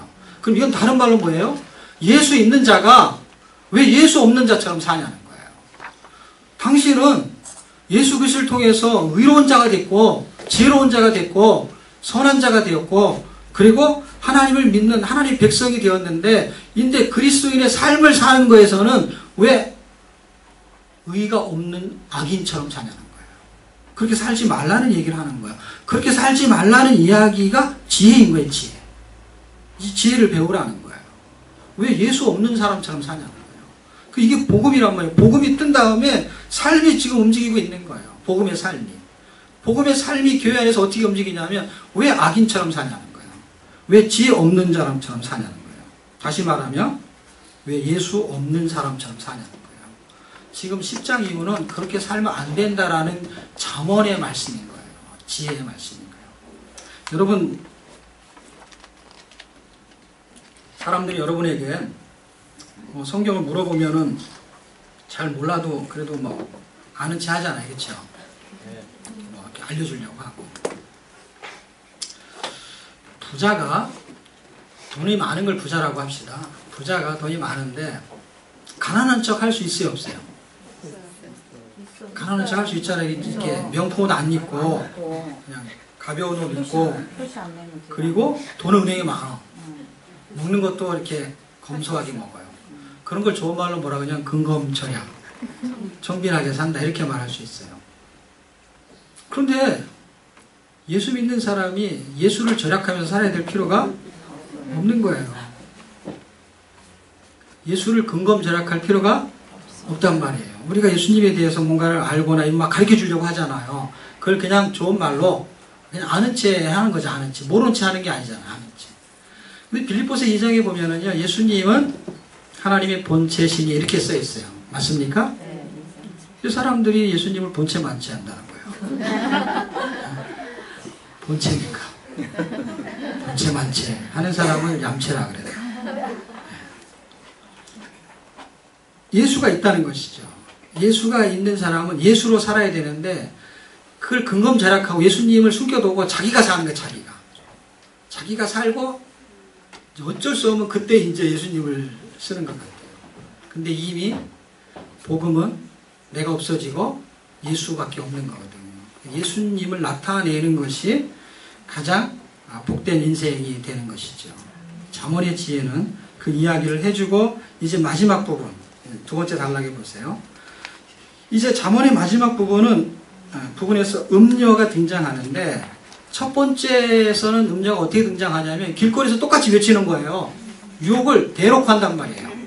그런데 이제 그 대놓고 하는 거에서 야 저거는 이단이야 뭐 사단이야 뭐 이렇게 말할 수 있어요. 그러니까 이게 어떻게 하냐면은 이제 내면적으로 들어와요. 표면적에서 내면적으로 어떻게 들어오냐면 마음의 탐심을 이용해서 우리가 그 느헤미야 공부할 때 그 성벽 재건했을 때 거룩하게 살 때 외부의 적을 막아내요. 그렇죠? 그런데 내부의 적이 있다 그랬잖아요. 그 내부의 적을 이용한단 말이에요. 그러니까 밖에서는 막 유혹을 하다가 안에서는 어떻게 하냐면 우리에게 탐심이 있는 걸 이용한단 말이에요. 우리에게 욕심이 있잖아요. 이걸 자꾸 자극하는 거예요. 건드리니까 어떻게 해요? 내가 스스로 그걸 따라가는 거예요. 지금 잠언 뒷부분에서는 그것을 이용합니다. 그리고 제가 표현하기에는 물론 성경에 그렇게 써 있어요. 깊은 궁덩이와 좋은 함정을 파놓고 잠복 근무를 해요. 이 안에서 귀에만 있으면 구덩이에 빠뜨리고요. 귀에만 있으면 함정 올매에 걸리게 해요. 이 역할을 해요. 음녀가 안팎으로. 근데 이 음녀의 정체를 우리가 알아야 되는데 어쨌든 그리스도의 신분은 어떻게 살아야 되느냐 할 때 마음의 탐심을 이기고 하나님을 경외해야 돼요. 이게 결론이에요. 근데 결론인데 그게 그렇게 쉽지가 않습니다. 왜 쉽지가 않냐면 음녀가 마음에 자리한 탐심을 유혹해요. 부자가 되고 싶은 거, 잘 살고 싶은 거, 더 먹고 싶은 거 이런 걸 유혹해가지고 자꾸 넘어지게 만들어요. 왜냐하면 옛사람의 정욕과 욕심이 잠정적인 동거를 해요. 내 안에 있어요. 죽었는데 그게 본성이 살아있는 것처럼 나와 있어요. 옛사람이요. 그런데 이게 잠정적인 동거를 하지만 이게 동거예요. 그건 동거. 자기 남편이 아니에요. 원래 함께 사는 것이 같이 사는 거잖아요. 결혼. 이건 결혼한 게 아니고 이건 이혼된 상태예요. 어디서 말하면 로마서 7장에서 말해요. 로마서 7장에서 뭐라고 말하냐면 율법적으로 율법과 이혼하고 복음하고 결혼했다는 거예요. 다른 예. 그럼 이게 합법적이라는 거예요. 그런데 이혼한 상태인데 옛사람하고 이혼한 거예요. 예를 들면요. 근데 잠정적인 동거를 해요. 예. 탐심, 눈에 보이지 않는 거. 근데 이거는 진짜 남편이 아닌 거예요. 거짓 배우자고 가짜 남편인 거예요. 이것이 요구하는 것을 부정하고 부인해야 되거든요. 그 유혹을 이기는 방법은 이것이 내 것이 아니야라는 걸 부인해야 돼요. 자기를 부정하고 부인하는 거예요. 자기를 부인해야만이 예수 부인이 된단 말이에요. 예수님의 부인이 된다고. 예? 음녀의 정체는 도대체 무엇이냐. 이게 지금 전도서, 그 다음에 아가서, 이사야 다 중요한데요. 잠언의 이 뒷부분이 굉장히 중요합니다. 잠언이 그냥 명언만 같은 이야기가 아니에요. 이게 굉장한 복음의 진수를 설명하고 있어요. 음녀의 정체를 알아야 되거든요. 음녀의 정체는 무엇인가? 이게 250쪽에 보면 오른쪽에 잠언에 등장하는 음녀의 정체는 이렇게 써있죠. 음녀의 정체는 무엇인가 할 때 성경 구절이 계시록 17장 나오는 거에 보면은 땅의 임금들과 더불어 음행하였고, 음녀의 정체는요 음행하는 거예요. 음행. 하나님을 떠난 삶을 살게 만들어요. 그 다음에 두 번째, 그 밑에 줄에 보면 그 음행의 포도주에 취하였다 하고, 음녀가 심판을 받는데 왜 심판을 받냐면 땅의 임금들과 더불어 음행을 하고 그 음행의 포도주에 취하게 했다는 거예요. 음행을 포도주로 지금 비유하고 있어요.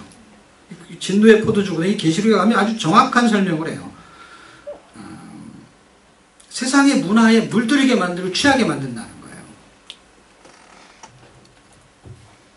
세 번째, 음녀의 또 다른 이름은 무엇인가 라고 쓰면서 비밀이라 라고 써 있어요. 큰 바벨론. 어디에 써 있냐면 계시록 14장 8절에 그의 이마할 때 그 앞쪽에 보면 음녀, 큰 음녀라고 써 있어요. 큰 음녀. 큰 자를 빼면 음녀고 큰 자를 빼면 그냥 바벨론이에요. 그러니까 계시록에서 큰 자를 붙이면서 그 약간 이렇게 변화를 주는 것 뿐이지 그냥 똑같은 음녀예요. 근데 이 단어가 똑같은 것일 수 있어요. 예를 들면. 근데 그렇지 않아요. 예를 들면 잘 보세요. 음녀 할 때 지금 잠언에 나오는 음녀가 있고 계시록에 나오는 음녀가 있어요.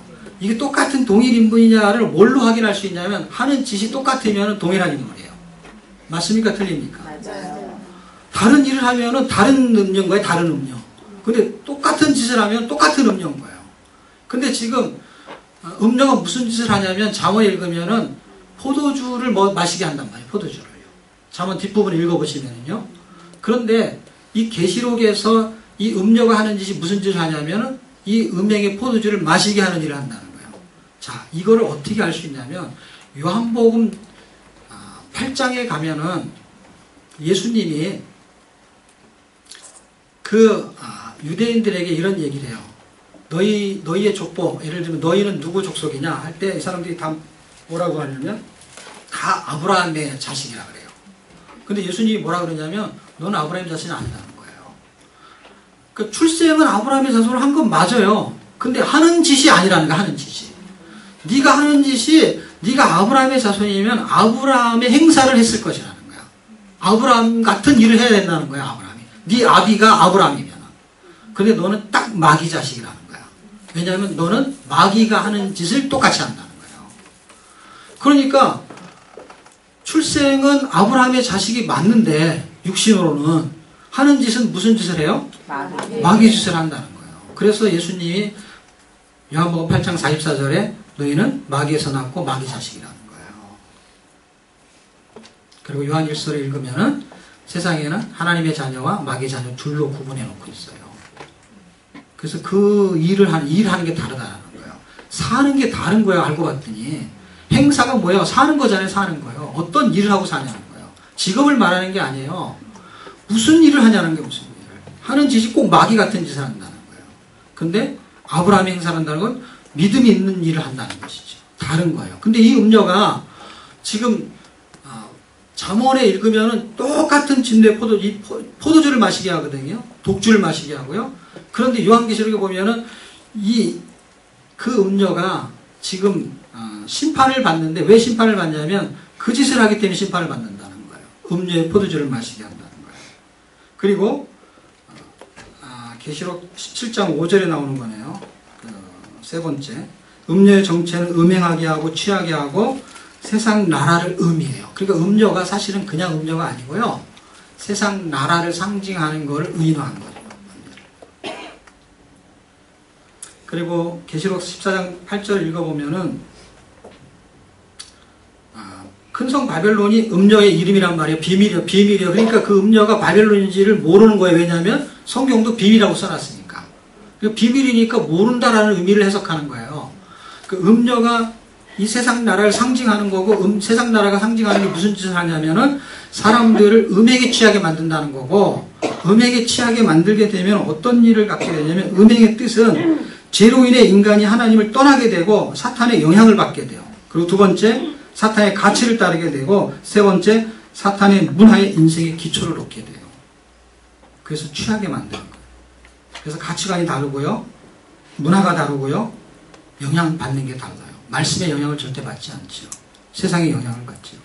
그 짓을 하는 게 누구냐면 음녀인데 이 짓을 요한계시록에서 정확하게 설명해 놓고 그 설명의 내용이 잠언하고 똑같아요. 그러니까 이게 범상치 않은 책이에요. 잠언이요. 기가 막힌 책인 거예요. 계시록까지 쭉 읽으면은요 똑같은 뜻이 나와요. 그 잠언 앞부분에 첫 번째 단락 잠언 앞부분은 할 때 거기 한번 읽어보십시오. 포도주에 취하게 하는 것들 쭉 거기까지 진노의 포도주가요 어떻게 멸망당하는지 음행의 포도주, 진노의 포도주 세상에 취하게 하는 것입니다. 그럼 그리스도인은 이런 세상에서 어떻게 살아야 되느냐 할 때 잠언이 대안책을 제시합니다. 잠언 24장 13절에 보시면 알 수 있고요. 하나님의 말씀이 꿀과 송이 꿀을 먹어야 된다는 거예요. 그래서 세상에 취하지 말고 말씀에 취하라고 말합니다. 그래서 251쪽 오른쪽 맨 위에 보면 사탄의 전략에 맞서서 어떻게 해야 되냐 영혼의 지혜 송이꿀을 먹는 것인데 잠언 24장 13절에 나와 있습니다. 순서대로 나와 있어요. 순서대로. 그러니까 사단은 뭘 먹이냐면 진노의 포도주를 먹이는 거고요. 예수 믿는 사람은 여러분이 자녀들한테 뭘 먹여야 되냐면 송이꿀 말씀을 먹여야 되는 거예요. 그것을 이길 수 있는 방법은 그거밖에 없어요. 너 가서 저기 세상이 막 유혹하는데 그거 쫓아가지 마 이렇게 말해도요 이길 수 있는 힘이 없어요. 들어있는 게 없기 때문에 이겨낼 힘이 없기 때문에 그 힘을 공급받아야 되는데 성경은 송이꿀을 먹으라는 거예요. 꿀보다 단 하나님의 말씀 달고 오면 그 말씀 그걸 먹으면 그 이겨낼 수 있다는 거예요. 내 아들아 내 법을 잊어버리지 말고 마음에 새기고 잠언에 있는 말씀이에요. 어떻게 그 말씀을 새기려면 어떻게 해요? 읽어야죠. 암송해야죠. 그대로 살아야 되는데 읽지도 않죠. 암송도 안 하는데 어떻게 살 수가 있어요?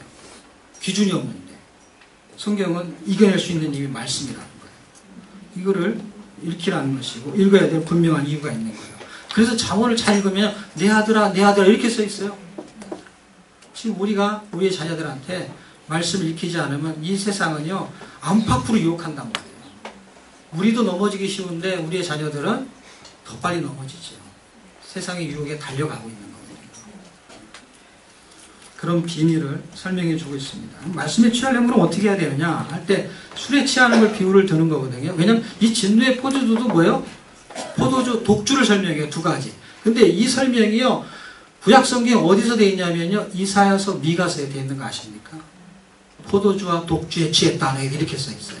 그게 세상에 취했는데 그걸 누가 마시게 하냐면 요들이 마시게 한다는 거예요.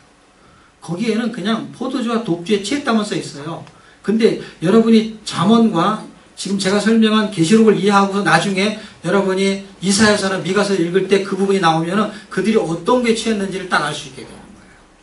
성경이 이렇게 연결이 되어 있는 거예요. 그들이 거기에 취해가지고 하나님의 말씀을 전혀 듣지 않는 거예요. 세상에 취해버려가지고. 그럼 하나님의 말씀이 어떻게 취하게 해야 되느냐 할 때 잘 생각해 보십시오. 새술에 취했다라는 말 기억하십니까?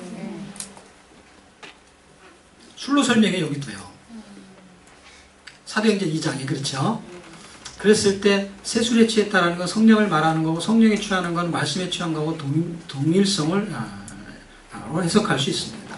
그럼 어떻게 하면 우리가 말씀에 취할 수 있을까를 술로 비유하는 수밖에 없어요. 왜냐하면 말씀에 취한다라는 거의 개념을 정리할 수가 없기 때문에. 근데 술이라는 거 우리가 먹지 않았어도 데이터가 이미 나와 있기 때문에 가능합니다. 어떤 데이터냐면 술을 한 병 먹으면 취하는 사람이 있다고 가정합시다. 그러면 반병 먹으면 취할까요? 안 취할까요? 안 취해요. 안 취하죠. 근데 한 잔을 먹어도 취하는 사람은 한 잔을 먹으면 취하겠죠. 그랬을 때 그냥 일단 기준을 설정해야 되니까 한 병을 먹으면 취한다고 합시다. 그랬을 때 한 병을 한꺼번에 먹어야 취해요? 아니면 이걸 한 100일에 나눠서 먹으면 취해요? 한꺼번에. 한꺼번에 먹을 때 말하는 거죠.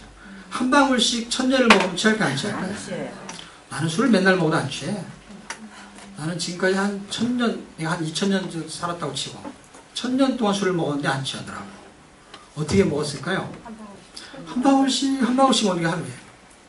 그럼 안 취하죠. 취할 수가 없죠. 말씀이 취하지 않는 것도 그와 비슷합니다.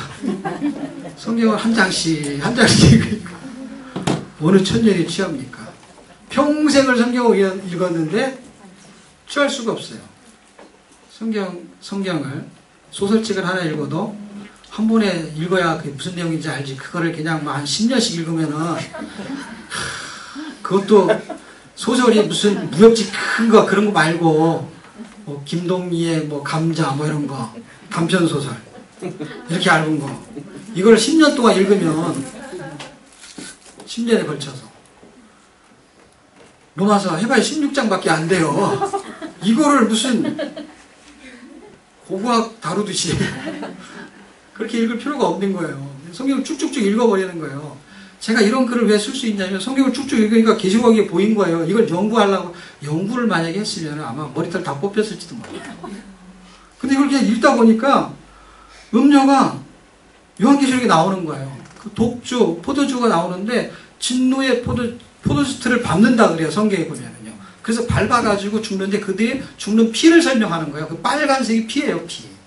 그들이 머리를 밟겠다는 거예요. 그 비유를 뭘로 드냐면 무식하게 성경이 너무 잔인하게 그 포도주를 밟아가지고 이렇게 해가지고 즙을 짜는 거거든요. 즙을 짜는데 그것이 사실은 진노의 포도주 해가지고 표현이 사실은 그 악한 사탄의 머리를 밟아버린다는 거예요. 그래서 그 빨간 것이 피라는 거예요, 피. 그런데 그게 어디하고 나오냐면요. 마지막, 요한계시록 그 나올 때 뭘로 나오냐면 마지막 추수 때를 설명할 때 그게 나와요. 알곡과 가라지를 분리시킬 때 알곡을 분리시키고 나머지 가라지를 진노의 포도주로 설명한단 말이에요. 그 비유가 어떤 거는 불 속에 집어넣는 걸 설명하고 여기 계시록에서는 그 진노의 포도주를 밟는 것을 설명하는 거예요. 다양한 각도에서 설명하는 거예요. 똑같은 내용이에요. 멸망을 설명하는 건데. 근데 그 분위기로 설명하고 있는 거예요. 그래서 그게 똑같은 단어를 쓴단 말이에요. 똑같은 단어. 사실 굿뉴스, 복음, 그걸 그냥 그대로 하면 굿뉴스잖아요. 좋은 소식이잖아요. 근데 그걸 다른 말로 하면은요, 그냥 한문으로 하면 그냥 복음인 거예요. 원어로 하면 유한겔리온이고요. 똑같은 뜻인 거를 갖다 다르게 쓰기 때문에 헷갈리는 건데 사실은 의미도 비슷해요. 좋은 소식, 기쁜 소식, 아름다운 소식. 이것도 같은 의미가 있는 것입니다. 우리가 사실은 하나님의 말씀에 너무 소홀했던 것이죠, 사실은. 옛날에 세상에서 술 많이 먹고 살았던 사람이 만약에 있다면 술에 취하도록 취해봤을 거 아니에요. 그러다 예수 믿었는 데는요, 예수 믿고 나면 그런 사람이 진짜 예수를 믿으면 말씀에 취할 수 있거든요. 왜냐? 얼마큼 먹으면 취하는 걸 경험했기 때문에. 얼마큼 먹으면 취해졌을 때 느낌을 몸으로 느꼈을 거 아니에요. 자기 몸을 자기가 가눌 수가 없는 거예요. 취하면. 그런데 새술에 취했다는 말을 왜 쓰냐면 그거를 다른 말로 성령 충만이라는 단어를 쓰거든요. 사도행전이. 성령 충만은 그 의미적인 것으로 해석하지 않으면 그냥 꽉 차 있는 거예요. 그런데 그냥 성경 속에 설명이 돼 있어요. 어떻게 돼 있냐면 술에 취한 것을 성령 충만으로 설명한 거예요. 그러니까 술에 취한 것이 뜻을 술에 취한 사람은 그냥 성경을 몰라도 신앙을 알고 그냥 알아버리는 거예요. 어떻게 아는지 아세요? 성령에 취한 거는 자기가 술에 취한 거 똑같은 걸로 아는 거예요. 그러니까 그걸 신학적으로 해석할 필요도 없는 거예요. 그냥 그는 그냥 그 글자를 보면 그냥 딱 몸에서 느끼는 거예요. 어떻게? 술에 취한 거는 술의 지배를 받는 거예요. 성령에 취했다라는 거, 그거 새술에 취했다라는 거는요, 말씀의 지배를 받는 걸 말하는 거예요. 말씀을 많이 아는 걸 말하는 게 아니고, 말씀을 많이 읽은 걸 말하는 게 아니에요. 그거는 지배를 말하는 거예요, 지배. 왜냐하면 술에 취했다라는 건 자기가 몸을 못 가는 게 뭐예요? 술 때문에 못 가는 거잖아요. 그리고 자기가 취한 거는 술 때문에 취한 거죠. 다시 말하면 말씀에 취하는 거는 말씀이 나를 취하게 하는 거죠. 그러니까 소스는 어디 있냐면요. 나한테 있는 게 아니고 내가 술을 먹었는데 술이 나를 취하게 하는 거죠. 말씀을 먹으면 말씀이 나를 취하게 하는 거죠. 말씀이 나를 압도한다 이 말이에요. 그런 도전이 저와 여러분에게 있기를 축복합니다. 말씀을 한번 취할 때까지 읽어보시기를 축복합니다. 다음 주에 다 안 나오시면 취한 줄 알겠습니다. 이분들이 일주일 동안 말씀에 취해가지고 못 찾아오는구나. 결석해도 그냥 다 출석한 걸로. 다음 주는. 네? 아멘. 안 올라. 잠언의 궁극적인 목적은 251쪽 오른쪽에 이 그새 신부 첫 번째 줄 잠언의 궁극적인 목적은 여호와를 경외하는 것입니다. 그 부분을 뒷부분까지 좀 한번 읽어주시고요. 기쁘시게 여호와를 경외하는 방법이 만약에 있다면 충성된 사자로 설명했거든요. 고린도전서 4장 1절에서 2절은 충성에 대한 단어가 나와요. 그런데 잠언 25장 13절에는 충성된 사자라는 뜻이 나와요. 그러니까 하나님을 기쁘시게 하는 것이 여호와를 경외하는 것, 순종하는 것, 사랑하는 것 똑같은 뜻이에요.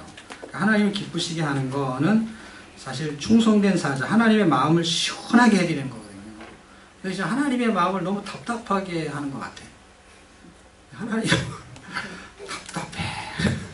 그런 소리가 안 들려요. 답답해 하시는 것 같지 않아요? 충성된 사자는 그를 보낸 주인의 마음을 시원하게 한단 말이에요. 어떤 일을 시키면 시원하게 처리한단 말이에요. 어떤 일을 맡기면. 근데 충성이라는 것이 뭘 맡긴 거냐면 예수를 맡긴 거예요. 고린도전서 4장 1절 2절 읽으면 예수를 드러내는 사람, 드러내는 것을 하나님은 시원하게 생각한단 말이에요. 예수가 나오는 거를. 뒷부분에 한번 넘겨보시면 251쪽에 주님의 마음을 시원하게 하는 방법은 그럼 뭐냐 할 때 251쪽 맨 밑에서 내 원수가 배고파 하거든 음식을 먹이고 목말라 하거든 물을 마시고, 이거 어디서 많이 본 것 같지 않아요? 어디서 봤어요? 로마서 12장에 있는 거죠? 그런데 잠언에도 있어요, 이런 게. 그리고 스토리에 맞춰서 있어요. 잠언에 아무데나 써놔도 되잖아요. 왜 꼭 25장쯤에 써놓냐고요. 충성된 사자하고 연결돼요. 충성된 사자는 어떤 거냐면 이런 일을 하라는 거예요. 핀숯을 그의 머리에 놓는 것과 일반이요 여호와께서 내게 갚아주시리라 라고 했어요. 성경은 불합리한 것을 요구해요.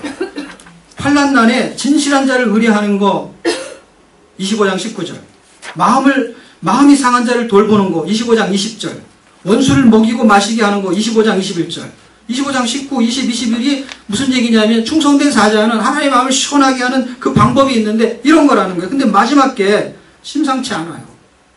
원수를 사랑하라는 거예요. 다른 말로 하면. 그런데 이것을 하기 쉽지 않단 말이에요. 불합리하게 생각한단 말입니다. 불합리한 것을 합리적인 것이 지배할 때 주님이 기뻐하시고 말씀에 취하고 예수에 중독되면 보이지 않는 하늘의 가치가 보이는 세상의 가치를 지배하게 됩니다. 원수가 넘어질 때 기뻐하지 말라고 24장 17절에 말하고 있습니다. 이만큼 하나님은 원수도 사랑하시는 것 같아요. 뭐라고 써있냐면 24장 18절에는 여호와께서 이것을 보시고 기뻐 아니하사 그 진노를 그에게 옮기실까 두려우니라 이렇게 써있어요. 사실 원수가 넘어지면 얼마나 기쁩니까? 그런 넘어지면서 가랭이가 찢어지고 우리는 입이 찢어지잖아요.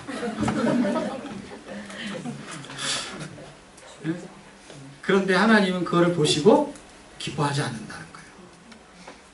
원수도 회개하기를 원하시는 그런 하나님의 사랑이 엄청 묻어있는 것이고, 어떤 면에서는 사실 원수 같은 짓을 내가 많이 한 사람은 이게 은혜가 되는 거예요. 내가 반대로. 그러니까 누구한테 은혜가 돼요? 죄가 많은 사람은 엄청 은혜가 되는 거예요. 정말 원수 같은 짓을 하는 사람은 성경 읽으면 다 은혜가 되는 거예요. 다 자기 말인 거야.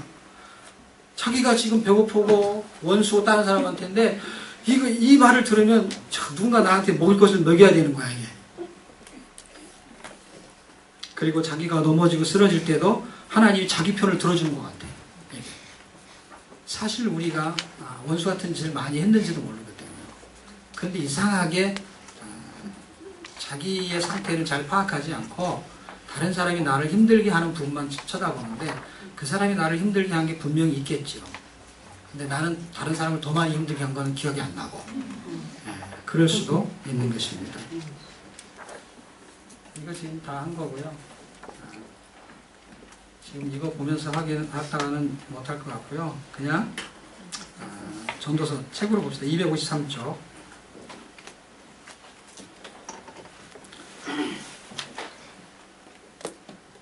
창은 그냥 읽어보시고요. 인생의 목적 253쪽 오른쪽에 보면 전도서는 초막절에 낭독돼요. 초막절에 낭독된다는 그 의미를 써놨습니다. 초막절이라는 거는 그냥 초막을 진 거죠. 그러니까 나무로 집을 짓고 자기 집이 있는데 장막절, 초막절이 수장절이 같은 의미거든요. 그때 의식을 행하는 거예요. 그러면서 나그네 인생을 사는 거예요. 고린도후서 5장 1절과 베드로전서 2장 11절은 하늘의 영원한 집과 나그네와 행인 같은 부분을 설명하고 있습니다. 인생은 그렇게 왔다가 사라지는 것입니다. 그러면서 육신의 장막에 잠깐 머물다가 가는 나그네 인생을 깨달으면 그 인생이 뭔지를 깨달으면은 아웅다웅 살지 않는다는 거예요. 좀 베푸면서 살고 넉넉하게 살고 좀 손해보며 살고 그러면서 스트레스 안 받는 거예요. 그러면 암에 안 걸립니다. 편안하게 살면. 여러분 바보는 암에 안 걸린다는 거 아세요? 스트레스를 안 받는데요. 근데 누가 스트레스 받냐면 그 바보 때문에 내가 스트레스 받는 거야. 그들이 화를 낼 때 내고 막 이래야 되는데 그들이 자꾸 바보처럼 하는 거야. 그놈은 스트레스를 안 받는데 그놈을 쳐다보는 나는 엄청 스트레스를 받는 거야. 그러니까 그냥 그렇게 스트레스를 받고 병이 날려니 내가 바보가 되는 게 낫죠. 차라리. 그러니까 바보라는 거는 머리가 나쁜 거 멍청하고 그걸 말하는 게 아니거든요. 그런 바보를 미련하고 그런 게 아니라 스트레스를 받지 않는 거예요. 스트레스 제로. 왜냐하면 그냥 뭐 합리적이지 않고 상식적이지 않은 부분을 그냥 넘어서는 거예요. 이게 참 신비한 거죠. 미스테리한 거죠. 그럼 비밀을 알고 있는 거예요. 왜냐하면 다 부질없는 짓이라는 거예요. 그렇게 취해봤자 나중에 남는 건 병밖에 없는 거예요. 자기한테. 병만 짊어지는 거예요. 그래서 취한 걸로 뭐예요? 그 병 짊어진 거 고치는 걸로 쓰는 거예요, 또. 그러니 그 짓을 왜 하냐고. 스트레스 받고 돈을 벌어요. 돈을 벌면 스트레스 받아서 암에 걸려. 그러면 그 번 돈으로 그걸 치료해. 그러면 그냥 안 하고 말지. 네? 그거를 깨닫는 사람은 그냥 손해를 보는 거예요. 제가 한 10년 좀 전에 뉴질랜드 가게에서 날짜를 다 받아놓고 이제 얼마 있으면 가야 돼요. 근데 전화가 한 통 왔어요. 전화가 한 통 왔는데 그때 제가 몸이 안 좋아서 이제 생식을 먹고 있었는데 생식 회사에서 전화가 왔어요. 당신이 그 가져간 그 생식 그 값이 그 회사 예를 들면은 제가 산 그 회사가 원료를 내주는 데서 물건을 가져가고 돈을 자기네한테 지불 안 했다는 거예요. 그래서 그 물건을 사는 당신이 거기다 돈을 주려고 자기네한테 달라는 거예요. 근데 이거를 법적으로 소송을 해서 그렇게 만들어 놓은 거예요. 나는 여기다 돈을 줘야 되는데 저쪽에서 받아가겠다는 거예요. 그러니까 그게 사실인지 아닌지도 모르고 그런 일이 벌어졌어요. 나는 이제 지금 가야 되는데 나는 돈을 다 줬는데 이제 또 여기다 줬는데 달라는 거예요. 이제 자기 걸 이렇게 거쳐서 먹은 거라는 거죠. 이 사람이 돈을 안 주니까. 그래갖고 돈을 달라는 거예요. 몇백만 원을 달라는 건데 이거를 법정에 가서 싸우면은 이제 제가 할 일을 못 하는 거지, 그렇죠? 그리고 돈을 주자니 억울하고 이게 완전 진퇴양난인 거예요. 거기는 법적으로 이제 설명을 하고 그래서 제가 돈을 주겠다 그랬어요. 돈을 주겠다고 하고 나니까 엄청 돈을 아직 안 줬는데 주겠다는 말을 하고 나니까 엄청 억울한 거야. 그래서 다시 전화를 했어요. 그래갖고 흥정을 했죠. 그게 얼마인데 절반으로 깎자. 왜냐하면 이 사람이 바보가 아니니까 아는 거예요. 왜냐하면 법적으로 하는 것이 내가 돈을 지불한 걸 아는 거야. 아니까 내가 준다고 하니까 준다는 사람이 아무도 없는 거예요. 누가 돈을 줘요? 다 지불한 건데. 근데 난 돈을 준다고 하는 거야. 돈을 준다고 하는데 절반만 깎아달라 그러니까 이 사람이 깎아주는 거예요. 그리고 절반을 준 거 아니에요, 제가. 그리고 편안하게 이제 갔어요. 갔는데 집에서 이제 연락이 왔어요. 이 회사에서 제가 여기다 준 돈만큼의 생식이 온 거예요. 그러니까 이 사람도 아는 거죠. 제가 안 내도 될 돈을 준 걸로 아니까 여기는 생식은 잔뜩 있으니까 안 팔리고 그걸 잔뜩 준 거야. 더 많이 받았어요. 손해보는 것 같은데 손해보는 게 아닌 거예요. 근데 만약에 그때 제가 손해를 안 보려고 했으면 이게 굉장히 복잡해지게 되는 것이죠. 바보 같죠. 왜 돈을 줘야 될 이유가 하나도 없는데. 근데 손해를 보는데 나중에 계산하니까 손해본 게 하나도 없는 거예요.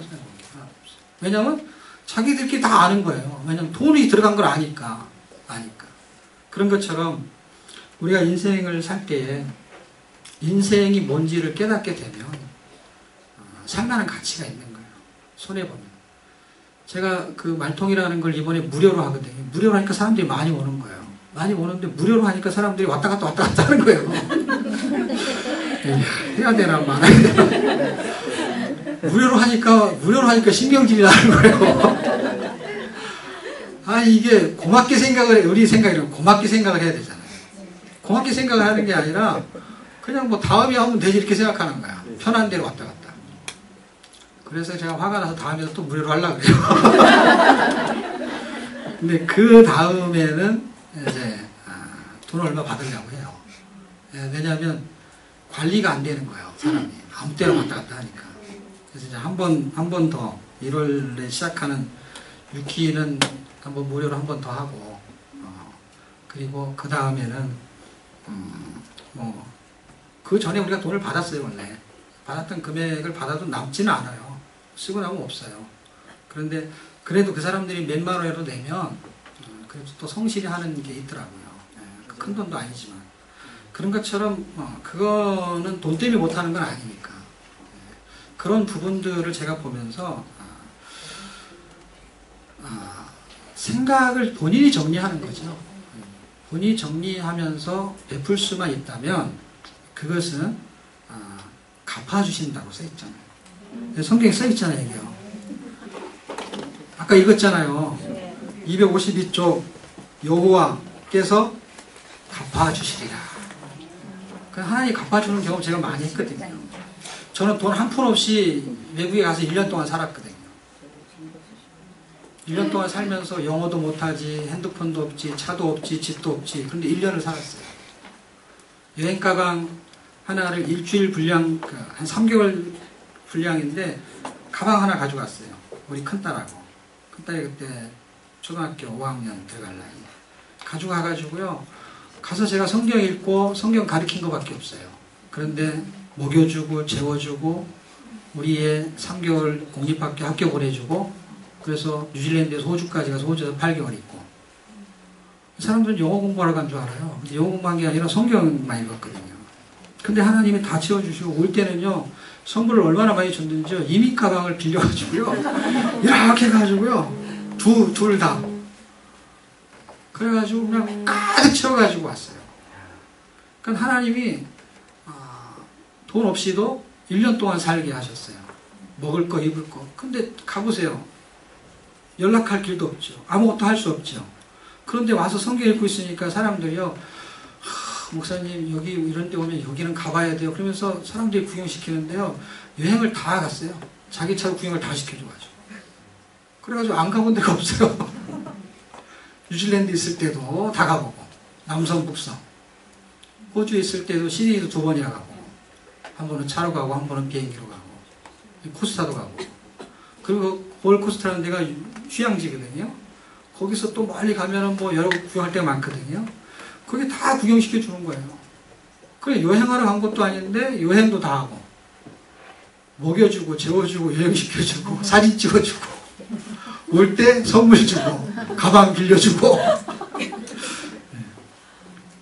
그래서 그런 은혜를 경험한 게 있습니다. 제가 그냥 목사니까 이렇게 사는 게 좋습니다라고 설명하는 게 아니라 몸으로 체험하는 경험이 있어요. 아파봤고 가난해봤고 없어봤고 그래서 베푸는 게 진리라는 걸 알게 됐어요.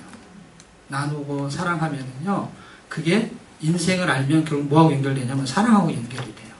그래서 아주 절묘하게 배치가 됐어요. 전도서, 그 다음에 아가서 이렇게 배치되어 있는 게 나는 너무 놀라운 거예요. 성경이 그냥 배치된 게 아닌 것 같아요. 잠언, 시편, 잠언, 전도, 아가 이렇게 그런 의미로 인생은 해 아래 아무것도 없습니다. 그런데 한 장을 더 넘겨보세요. 254쪽. 제가 놀라운 걸 전도서 일단 발견한 게 있는데요. 그게 뭐냐면 사람은요 이 세상으로 어떤 것으로도 사람을 채울 수가 없어요. 만족하지 않아요. 돈을 벌어도 그렇고 부자가 돼도 그렇고 잘 살아도 그렇고 다 똑같은 거네. 잘 먹어도 그렇고 공부를 해도 그렇고. 그런데 왜 그런가 봤더니 솔로몬이 그 경험을 한 거예요. 3장 11절에 왜 그런가를 써놨는데 하나님이 사람을 만들 때 빈 공간을 만들어 놨다는 거예요. 어떤 공간이냐면 영원을 사모하는, 영원이 빈 거잖아요. 빈 거. 영원을 사모하는 거예요. 영혼이 아니라 영원이란 말이에요. 영원히 사는 걸 사모하게 만들었단 말이에요. 아무리 부자라도 더 살기를 원한다. 그래서 어떤 것으로도 채울 수 없는데 해 아래는 어떤 것으로 채울 수가 없어요. 그런데 이걸 채우는 방법이 있어요. 해 위에 있는 것을 채우는 거예요. 임마누엘 예수로 채워지면은 보라, 이전 것은 지나갔으니 새 것이 되었도다. 새 것이 되는 거예요. 해 아래는 새 것이 있어요, 없어요? 없어요. 전도사가 말해요. 그런데 언제 새 것이 돼요? 해 위에 있는 진짜 새 것, 하나님만이 새 것이죠. 그분이 우리 안에 들어오니까 보라, 새 것이 되었다는 거예요. 이전 것은 지나가고. 그런 전도서의 진리가 읽어보면은 무소유에 되니까, 무소유가 아니라 참 뭐죠? 거저 왔다 거저 가면 빈손으로 간다는 얘기가 전도서에 써 있어요. 그거를 한문으로 우리가 잘 아는 거로 공술의 공수어라고 말합니다. 그런데 빈손으로 왔다가 빈손으로 가는 거는요, 세상의 진리예요. 하늘의 진리는 그렇지가 않아요. 왜 그렇지 않냐면요, 모태로부터 태어날 때 죄를 갖고 태어나요. 그러니까 눈에 보이는 건 빈손으로 왔지만 마음에는 뭘 갖고 오냐면요, 죄를 갖고 오는 거예요. 죄를. 그래서 제가 이걸 한문으로 만든 게 있어요. 죄 심내 의심거. 심자는 마음 심자예요. 죄의 마음을 갖고 왔어요. 갈 때는 어떻게 가야 되냐? 의의 마음을 갖고 가야 되는 거예요. 그게 하늘의 진리예요. 죄를 해결하고 가야 된단 말이에요. 빈손으로 와서 육신은 빈손으로 가요. 누구나 다. 예수를 믿든 안 믿든. 그러나 누구나 다 죄를 갖고 와요. 그런데 이것은 해결받아야 돼요. 죄는 해결받고 의롭게 가야 되는 것입니다. 그런 부분이 전도서의 이야기입니다. 사실 할 얘기들은 참 많은데 이상하게 다 못하겠네요. 아니, 지난번엔 다 했거든요. 말이 느린 건지 힘이 없는 건지. 그래서 여러분이 아가서하고 연결되는 부분은 좀 읽어보시고요. 중요한 거를 하나 불러드릴 테니까 여기 책에 없거든요. 그 부분을 나중에 찾아서 읽어보세요. 아가서 2장 16절, 6장 3절, 7장 10절 똑같은 말이 반복되는 건데 어떤 거냐면 내 사랑하는 자가 내게 속하였고 나는 그에게 속하였다. 이 내용인데요. 2장 16절, 6장 3절, 7장 10절. 그런데 이거를 자꾸 반복하면서 얘기하면서 달라져요. 어떻게 달라지냐면 예수의 비밀스러운 사랑을 받은 자가 신비한 사랑을 하는데 그 신비한 사랑이 어떻게 완성되냐면 처음에는 예수님이 내 안에 있다는 거예요. 그래서 자기 중심적이에요. 자기를 기준으로 예수님이 있는 거예요. 근데 6장 3절에 보면은 나의 사랑하는 자에게 내가 속하였다 이렇게 말해요. 그래서 예수 중심으로 바뀌어요. 나의 사랑하는 자는 내게 속하였고 뒤집어져 있어요. 반대로 돼 있단 말이에요. 그런데 7장 10절에 가면은 자기를 부인하는 고백처럼 말해요. 나는 내 사랑하는 자에게 속하였고 그리고 그가 나를 사모하는구나. 자기를 사모하는 그리스도 안에서 자기의 존재가 없어진 존재로 설명을 해요. 이 분위기가. 그래서 이 세 개의 패턴이 예를 들면 그리스도의 임마누엘을 설명하고 첫 번째는, 두 번째는 그리스도의 중심을적인 고백을 하고 세 번째는 자기의 부인을 고백하는 것 같아요. 그래서 예수로 사는 고백. 그때 비로소 신비한 사랑을 완성해낼 수 있지 않겠는가.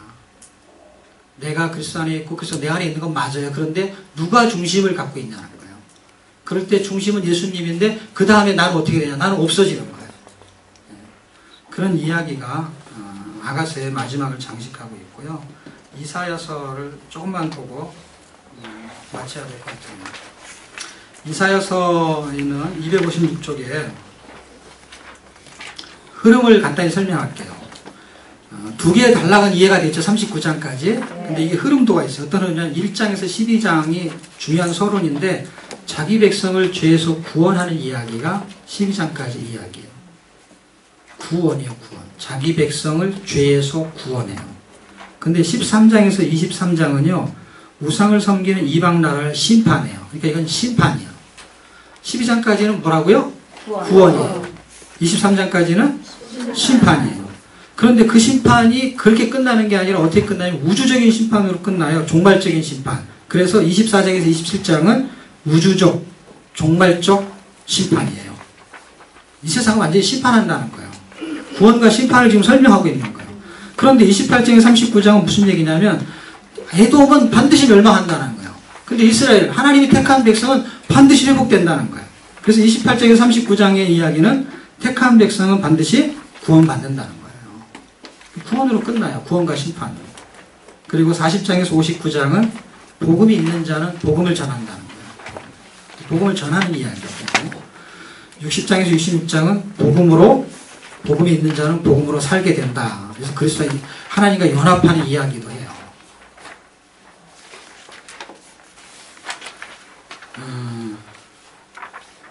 다 하면 좋은데 제가 51일치 하나만 하고 마칠게요. 이 부분만 해도 이사야를 이해할 수 있을 것 같아서. 그래서 256쪽에 창은 여러분이 그냥 읽어보시고요. 이스라엘의 죄악을 한번 볼게요. 어떻게 구원의 복을 받게 되냐 할 때 죄를 해결해야 돼요. 그럼 죄는 어떤 죄를 말하냐 할 때 그 죄가 성경 구절 밑에 써있죠. 소는 그림자를 알고 그 나오지요. 창조주를 알지 못하는 피조물의 죄악이에요. 소도 나귀도 주인을 아는데 피조물은 주인을 몰라본다는 거예요. 이런 죄악이 있다는 거예요. 하나님의 마음을 알지 못하는 것이 큰 원인이 되고, 그 다음에 257쪽에 보시면 성경 구절 끝나고 첫 번째 단락, 이스라엘 백성은 형식적인 종교행위, 형식적으로 종교행위를 하고요. 겉으로는 하나님을 예배하지만 속으로는 탐심으로 우상을 섬겨요. 우상을 섬긴다는 건 어떤 거냐면 겉으로는 하나님을 섬겨요. 그런데 속으로는 자신을 섬기는 걸 말해요. 우리가 어디 가서 뭐 절에 가거나 이런 걸 안 해요. 그런데 이스라엘 백성도 그랬어요. 탐심, 우상을 섬긴다는 건 자기를 섬기는 거예요. 겉과 속의 다른 생활을 이사야가 고발하고 있는 건데, 허물진 백성이요, 범죄한 나라요, 예배소 2장 1절하고 똑같아요. 그런데 복음으로 초청하고 있다는 거예요. 1장 18절에 보면은 죄를 깨끗하게 하는 복음, 너희 죄가 주홍 같고 주홍 같고 진홍같이 붉을지라도 눈과 같이 양털같이 희게 하겠다라는 거예요. 죄는 있지만 희게 하겠다라는 거, 깨끗하게 하겠다는 거. 어떻게 하느냐? 1장은 아주 자세하게 설명해 주고 있어요. 방법은 1장 26절, 의로서 구속하겠다라는 거예요. 의로, 의가 뭐예요? 예수로, 십자가 복음으로 구원하겠다라는 거예요. 이사야를 통해서 보여준 제3의 방법은 6장 1절, 번제단에 숯불이고 번제물로 죽임당할 예수 그리스도로 사해지게 되는 걸 보여주고 있는 것입니다. 그런데 복음을 믿지 않는 것은 하나님의 영광보다 사람의 영광을 더 사랑하기 때문이다. 요한복음 3장 19절에 설명하고 있습니다. 그리고 이 부분은 6장의 부분은 아까 제가 서론으로 설명했던 내용이 여기에 해당되는 내용입니다. 그리고 복음을 못 듣고 예수를 못 보는 상태는 왜 그러냐 할 때 이사야서 6장 9절, 마태복음 13장 14절인데요. 환난과 핍박과 세상의 염려와 물질의 유혹 때문에 그렇습니다. 그래서 씨 뿌리는 비유를 들 때 돌짝밭, 가시떨기밭, 길가밭을 설명하는 거예요. 그게 그런 유혹들이 있는 것이에요. 복음으로 거룩한 씨가 마음을 뚫고 들어올 때, 그때 비로소 눈이 열리고 귀가 열리게 될 것입니다.